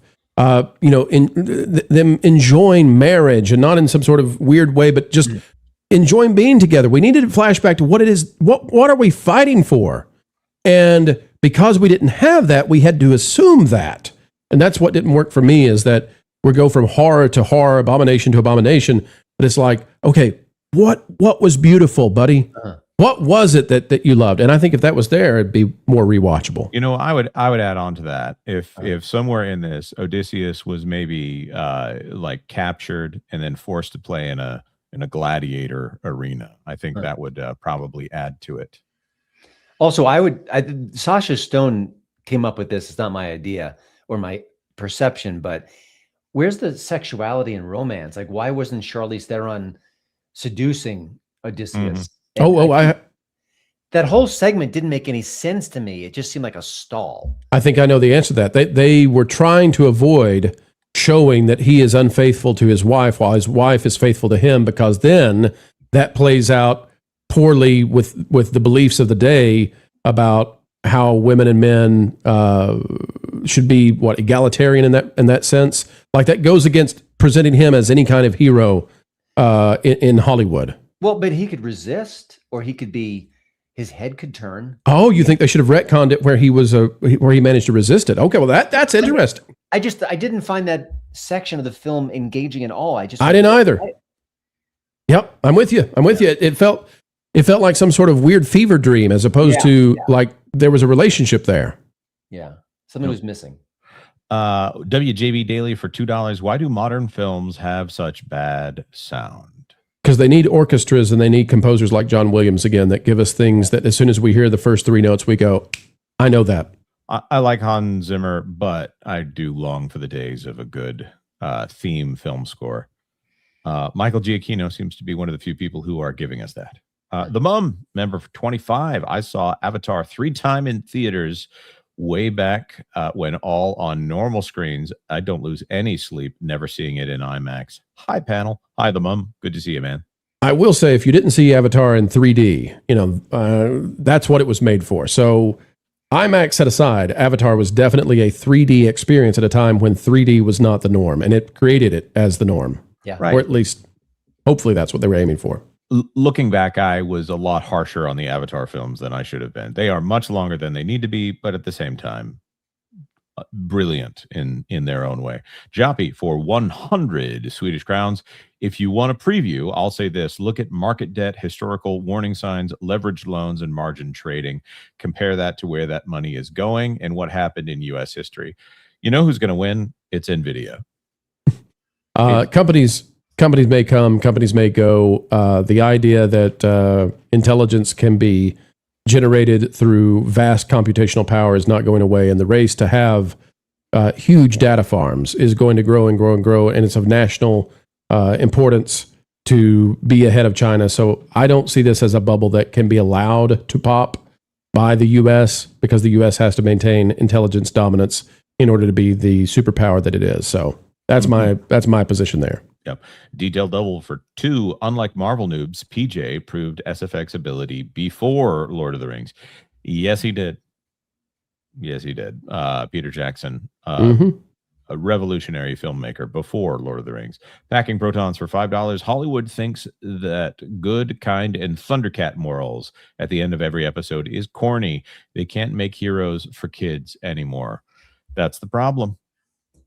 I miss the post-episode messages that they would include, about don't eat candy after 9 p.m. or don't smoke crack. I mean, that was really great, when your favorite cartoon character came on, or Mr. T, I pity the fool who gets on drugs. That's what we need. I love that. What was the Zack Snyder rebooted Superman? They didn't know how to make a good guy. They had to make him torn and upset, and he was despondent. They couldn't do the Christopher Reeve. They just didn't have to. Well, they don't believe in the absolute hero. That's right. Well, if you look at Captain America, the Captain America from Winter Soldier, yes, if he was showing up in Doomsday, yeah, sure. The Captain America from Endgame, I don't like that guy as much. Flying Blind on a Rocket Cycle for 5. I think horror is standing out as other genres have not produced much. Action, rom-coms, etc., and superhero movies have bombed. It's partly that the market for rom-coms has gone away. That market being DVD and Blu-ray. So, Jane Idaho for 1,000 gems is a loot box. Well, thank you. It's not just potatoes. We've got real gems out in Idaho. That was a bad joke. That was a really bad Idaho joke. And for all the, I don't know, is it Idahoans? For all the Idahoans out there, please forgive Pro. That was a bad one. I know. Yeah, Stormweaver, can it be? Gifted 20 WDW Pro memberships. Look at that. Well, thank you. Zoomed in on accident there. But Stormweaver, I think we know it's time for a clip we've been waiting for a while now. Thank you for 20 beautiful memberships, letting 20 more people join in 2 p.m. tomorrow for a member-exclusive live stream. No, it can't be. But it is Stormweaver. God dang it, from the bottom of our hearts here on the WDW Pro channel, thank you. It's amazing that was part of a King of the Hill episode, and we were able to clip that exactly. It's amazing. Amazing. Yeah. Flying Blind on a Rocket Cycle for $2. Does Jonas like movies about gladiators? The joke was, but I got interrupted. I was going to keep describing the film that it should have been until people realized I was basically just describing Gladiator. So I think we got that off the first one. I think everybody was already there. Jonas, what is your favorite film of all time? What's your fave? Oh, it's probably either As Good as It Gets or maybe Groundhog Day. Very difficult to pin down favorite movie ever, but generally speaking, they're not complicated films. So, Christian, if you had to say one of your favorites, what comes to mind? Oh, you got them behind you. Hang on, let me zoom in on you so that people can see. We've done this before with you, but not everybody was here before. It's the middle poster of my triumvirate. Is that Raising Arizona? You bet. Yeah. Coen Brothers. I used to work at a video store back in the 80s, and on Saturday nights when it was 7:30, because we closed at 9, it was frenzied, a panic. It was always busy. I'd pop in the 90-minute Raising Arizona, and that would be my soundtrack to the last hour and a half at work. I never stopped loving it. I could watch it tomorrow and find new things and new bits of humor. What are you, a time traveler? You worked in the 80s? You look like you're 35. What is going on here? 36. Come on now. And my favorite film is Bridge of Spies. So, folks, we're not haters. We love some good stuff out there, and sometimes it comes from people that you might not expect. We try to call balls and strikes. That's what we do. Yep. That is the end of the new super chats. If you're seeing some stuff in the background, it's me keeping track of the Shave Lorne Fund. All right. Jonas, I see that you've got something technical that you've asked me in the background. The answer is affirmative if you'll take care of that for me while we go ahead. Ladies and gentlemen, we've got one final story on the docket. We're going to rock it. And what it is, Christian, I'd like to talk about the Odyssey and this crazy conservative schism that's happening and get your thoughts on it, since you've taken a position and others have taken positions. I've taken a position, but I want to hear from you the idea that, it's full-fledged food fight right now from the right. Let's dive in. It's the final scoop for you.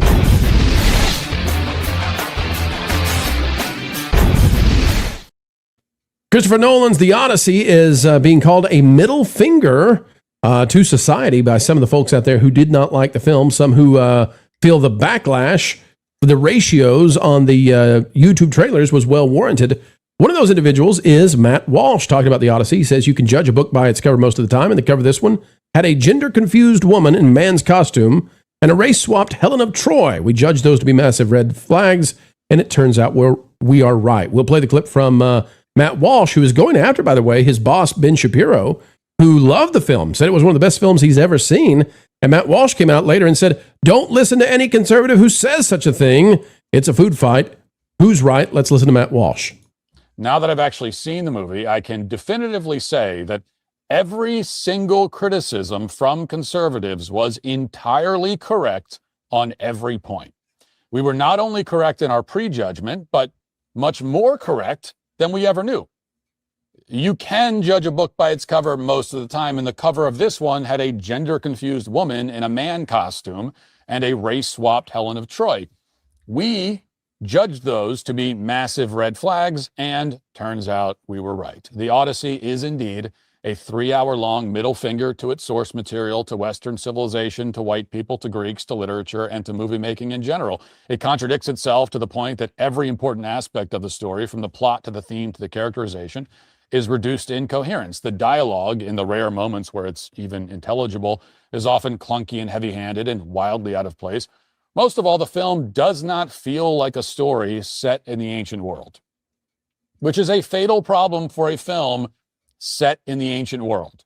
It barely feels like a film at all, in fact. It has more the feel of a rough draft, a V1 that Nolan was contractually obligated to produce, which probably isn't far from the truth.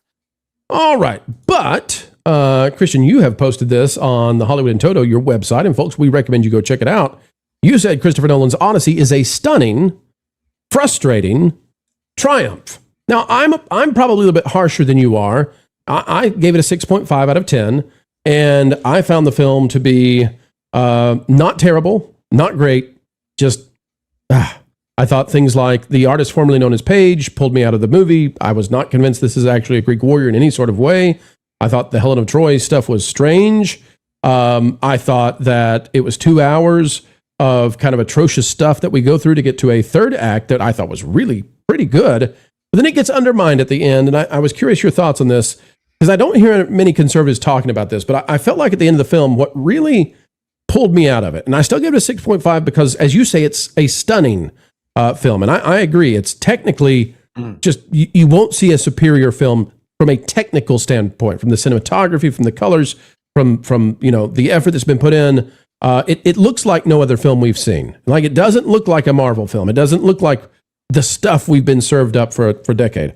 But at the end of the film, Christian, the Odysseus finds out, or he reveals that Zendaya's character is essentially a trauma ghost, and that the Trojan horse is in fact a great moral sin that he has committed, and that he has lived with this, and that's what has caused civilization itself to fall apart, that he is one of the sea people, or whatever it is they're talking about. And I thought it retconned the Odyssey into Odysseus not being a superhero at the hands of the gods, sort of a Job-like character, suffering from the gods, but rather than that, he is his own worst enemy who committed an atrocity and has to suffer for it. And to me, that undermined the adventure we'd been on. So I want to know from you, what are your thoughts about how complicated this story is, one, but then two, how conservatives are fighting, and centrists as well, fighting over this film with such disparity in the way that they view it. Some people saying it's the greatest thing ever, and some people saying it's a middle finger to society. What are your thoughts on the schism?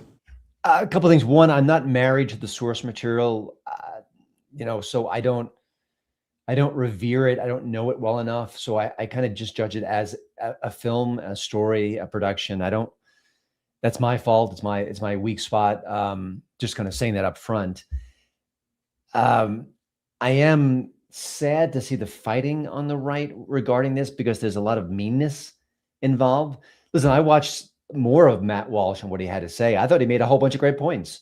I thought he brought up things that I maybe didn't bring up enough in my review. And part of it is maybe I'm just like beaten down by the woke stuff, the casting issues. Listen, like just the fact that there were many people in Odysseus's army, people of color, where that's not historically accurate. It's distracting. I get that, but I've seen it so much lately. I've just kind of I'm numb to it almost. The Elliot Page stuff. Listen, yeah, it was distracting. It's a bad decision, but I can't judge a movie based on a bad casting decision. I just can't, because Elliot Page is barely in the movie. I mean, I know that there's significance to the character. I'm not discounting that, but I just can't do that. I can't say, oh, look at this epic adventure. Look at all the things he's done. Look at the way he's, manipulated sound and light, and these action scenes are just breathtaking. And then say, well, because of that casting, I hate it. Well, let me ask you about this. And I'm not trying to put you on defense at all, Christian. I really appreciate your review. And what I'm paying close attention to is that maybe the way people are approaching this and reviewing this has to do with their own proclivities for what they're looking for in a movie. And so there's no right or wrong in that. I'm appreciating that there's something happening here that doesn't happen often in movies. There's a great disparity in how people are receiving this, and that's interesting to me. So then I want to understand it better. So one of the parts of the movie that pulled me out, and I wonder if this caught your attention. Everybody focused on Lupita Nyong'o and the artist formerly known as Paige, and all of these people who weighed in, and there's a character in the story that I don't know who the actor is, and I never heard about them before the movie happens, and so it was novel to me when it occurs.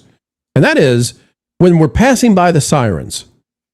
We're passing by the sirens, and you may know what I'm talking about already, but we're passing by the sirens, and suddenly this Asian guy shows up. And he's part of the Greek army with Odysseus. And the Asian guy just has to get the wax out of his ears and jump out and go get to the mermaids. And what pulled me out of the scene was there's an Asian guy that I haven't seen before who just suddenly shows up, and I'm like, wait a minute. There's an Asian guy here, and I haven't seen him the whole movie, and his only job is to die? Like, Asian guy just shows up, and so it reminded me of South Park. I was like, seriously, there's token Asian Greek soldier who just shows up for 2 minutes so he can leap in the ocean and go drown. Wow. How about that? And so those were the kind of things to me that made the movie difficult until the third act. And I thought the third act was absolutely spectacular, and it shocked me because after 2 hours, I was thinking, it's marvelous, but the story is mundane at best. And we get third act, and I said, oh, my review score is going to go up. So did those sorts of things pull you out at all? Some things did pull me out. That one didn't, although I think Alan from Film Threat will be vocal about that particular moment because Alan would have thoughts. But I think what I've learned in recent years is that there are these directors who are legitimate geniuses, like the Tarantinos and the Christopher Nolans, and they've got blind spots. And I think that they have such a cult of personality that there's no one on that set in that production that could tap them on the shoulder and say, "You sure you want to do that? That seems like a distraction. That doesn't seem genuine or organic." And Elliot Page is a perfect example. There's someone should have said, "She's 5'1", she's slim, looks like a 12-year-old boy with wrinkles. What are we doing here? What are we doing here?" And I could say, "Listen, I appreciate you work with her. I want to get the." I know. I'm with you. And I don't want to be mean to that particular actor. No, but doesn't belong in that movie. Sorry. Right. We don't believe it and be mean to anybody, but I'm not going to cast Peter Dinklage to play Wilt Chamberlain. It's just not going to happen. I mean, but I think I can watch a Tarantino film and say that's a bloated scene, but the next one is just brilliant, and he does things that I could never imagine, and I just think that's what you get with the genius. You get the excesses, and I think and Nolan his films to me are often cool. And I don't mean like slick. I mean like emotionless or a little. They need more humanity. They need more heart. I don't want to use the word melancholic, but what's that? Melancholic comes to mind. When you look at the color tones in The Dark Knight, that is a very dark movie. And when you're talking about the color palette of what they do there, and even the brightly lit scenes have a faded look to them. So, by the way, what Pro said about the flashbacks to Odysseus and Penelope and Tom Holland's character, that would take 30 seconds of screen time, but it would hit. That's right. You know it, you'd feel it. Why didn't they do that? And it's the treasure he's searching for. That's the whole point of it, right? So what's the treasure he's after? You have to show the audience the treasure. What would drive a man to be on this kind of a journey? Show us what it is that he had, that he lost, that he's like, he'll do anything to get back to that. And then I think we're on the journey with him. The Atlantic is talking about. Go ahead. Yeah, go ahead. A little bit. Go for it. So Odysseus comes back finally, and then no one recognizes him, and he's kind of covering his face a little bit. Yeah, as the beggar. Yeah. But it's clearly him. Right. And even Leguizamo's character, who is blind, would recognize the voice in a nanosecond, and his son would recognize it from a little boy. There's daddy, who looks a little grayer. Was there some sort of mysticism involved where he was cloaking himself? Not or in is the that just original. lazy storytelling? He's just a normal disguise when he gets there in the original. All right. I mean, maybe the source material had that. I just, this was, Nolan makes films that are very grounded in reality. The Dark Knight movies. He doesn't like spiritual or mystic. That's why he cuts the gods out of this, right? Right. Well, I'll say he did that to the adaptation of The Prestige, but the adaptation of The Prestige is better for removing the mystic element. Okay. That just bugged me. So the two things, the scenes you're talking about, and we're way into spoilers, but that's okay. The two scenes that are the two things that I would say bothered me in that return, but I was still willing to ride with this. I thought that we did not get the kind of payoff with the dog. And I was, first of all, I was shocked when they were throwing the puppies off the cliff. The good guys are throwing the puppies off the cliff, and he saves that one puppy. And I was like, well, that makes it hard to root for these guys. Yeah. But then when we finally get to the point where, we've ripped off, I can't remember, the Futurama does a ripoff of this as well, or does a pastiche of it. But the story of the dog that waits for the master forever, right? We get, okay. And the bad guys have thrown the dog on the pile of dung and to really insult the memory of Odysseus. And he goes over and he touches the dog, and the dog's tail stops wagging. And I thought, Christopher Nolan, how much would it have taken you to have Odysseus hold the dog while it dies? And suddenly we've got the hero to root for, right? Show us that. Go all the way into the humanity of this. The other thing was, we undersold the connection of the son with the father. And then also when he leaves the son, like we never get that thing of like, you're my son, embrace, have a tear that comes out of his eyes, have the, we can't cry because we've got to do this thing, but you're my son. You're my father. I've been searching for you. We can't say anything. Like, it was just like, I know who you are. Yeah. Okay, let's go. And those are the things where I thought this film could be elevated. Anyway, all of that said, The Atlantic is calling this the fear of missing the Odyssey, and they're trying to figure out what is driving this as well. Christian, I wonder if the disparity in the way people are viewing this movie, I mean, just the chasm, the binary way that a lot of people are viewing it, greatest ever, worst ever, middle finger to society. It's a Trojan horse that's defeating woke. People have said that. I wonder if the conversation is driving people to go see it now because people are saying, okay, I have to see it for myself. Yeah, that's the momentum. Yeah. Walk us through that. Walk us through how interesting that is as a phenomenon. And you can't plan it. You can't predict it. It just happens. It just happens. Yeah. So in some bizarre kind of way, the people who are calling it the worst thing ever or the middle finger to society are actually driving people to go see the film. Is that fair to say? Partly, yeah. Yeah. I think so. And by the way, I love all this. I don't like the vicious fighting, especially on the right, but I don't like that. But movies, we're talking about movies again. We're fighting about it. We're debating it. We're going back and forth. We're having good discussions about it. That's why I love movies. I mean, I was a teenager, dateless, shocking. And I used to go with my buddies. And then after the movie, we'd go to a diner and we would shoot the debris about the movie. We dissect it to a flaw. That's the fun of it. Yeah, it was like put a video camera on us today. That's what we're doing now.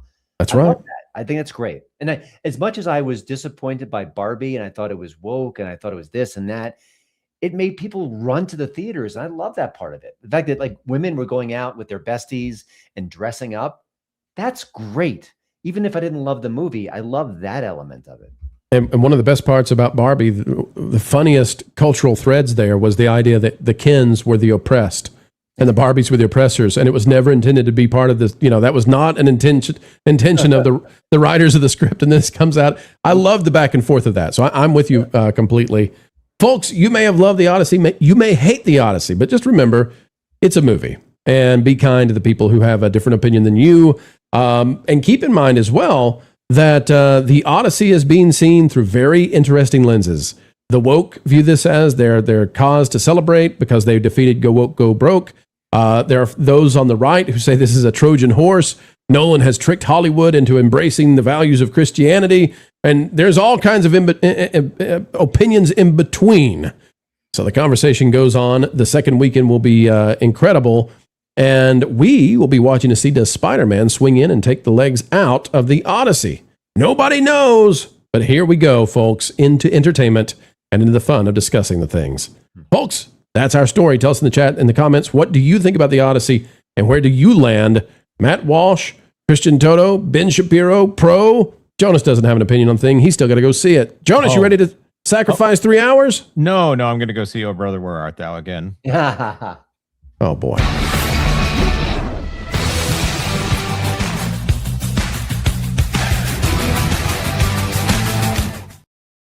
All right, Man of Sorrows, get the super chats on the screen, please. Oh, man, what a soundtrack, too. Let's see what we got here. First of all, Drunk 3PO out in the chat said my favorite film is Karate Kid Part 2, and yeah, he's got a pretty good case there. It's a film that fights for the glory of love. Joppy for 50 Swedish crowns. Just one last before I go. Got to sleep right now, but I'm unsure what time it will be translated to CET, so I might miss it tomorrow. I'm off as I write this. Joppy, 2 p.m. Eastern Time. 2 p.m. Eastern Time. I don't know on Scandinavian, but it's going to be about the opposite time of day, eh? Yeah. 2 hours after this show began. How's that? 2 hours after this show began tomorrow. Yep.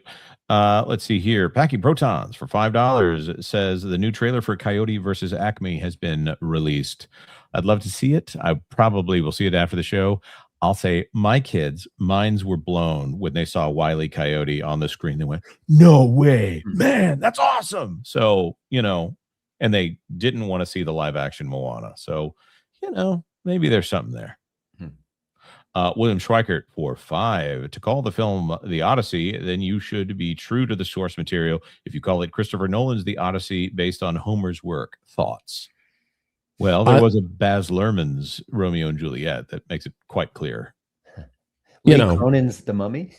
Walt Disney's Snow White, Walt Disney's yada yada. I'm fine with Christopher Nolan's The Odyssey. Might have put a few disagreements down.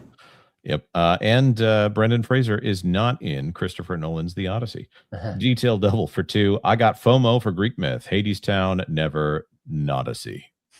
There you go. All right, folks, we got to get out of here. We got to go visit Hollywood in Toto. And Christian, tell the folks out there about the podcast, please. They know the website, but the podcast might be new to them. The podcast name is a little familiar, the Hollywood in Toto podcast. You can find it on iTunes, Spotify, YouTube, or wherever you get your favorite podcasts. And I interview a lot of folks that people aren't interviewing. I just did an interview with a director. Actually, she's a reporter involved with a new movie called Minnesota Mal, which is a takedown of Governor Tim Walz. A little bit overdue, so do check it out. I cover the stories that aren't being covered, which is, I'm doing that like 20 plus years. You have a very strong brand consistency. I don't know how you've pulled this off, but it's a strategy we need to work on up here in the Pro Show. The trick is being named Toto. All right, folks, we're going to go. We're going to get out of here. We're going to send you over to Jonas. Where are they going? You're going over to Dreaming Tabitha is doing a game stream right now. And if y'all could do it, she could use about 50 more subscribers. And plus, I think you should subscribe anyways. We're going to redirect you over there. Tell them that Pro sent you and, drop her a super chat. Well, actually, you can't do that yet because she's not yet monetized. So you can. Now, wait a minute. Wait a minute. Monetized. Jonas, you're telling me we're going to send people over to Tabitha. All they have to do, only 50 subscribers, and she's good to go? I don't. She needs 50 more subscribers at least. I think she might be there for watch hours. So, folks, Tabitha has been on the panel so many times. You all love Dreaming Tabitha. I know people asked when's she going to be back on again. Let's go over there and make it a special day. 50 subscribers is all we need. In that case, Christian, Jonas, well, maybe not you, Jonas. Smile and wave, guys. Smile and wave. The show is over. No outro. It's Tabitha time. In 3,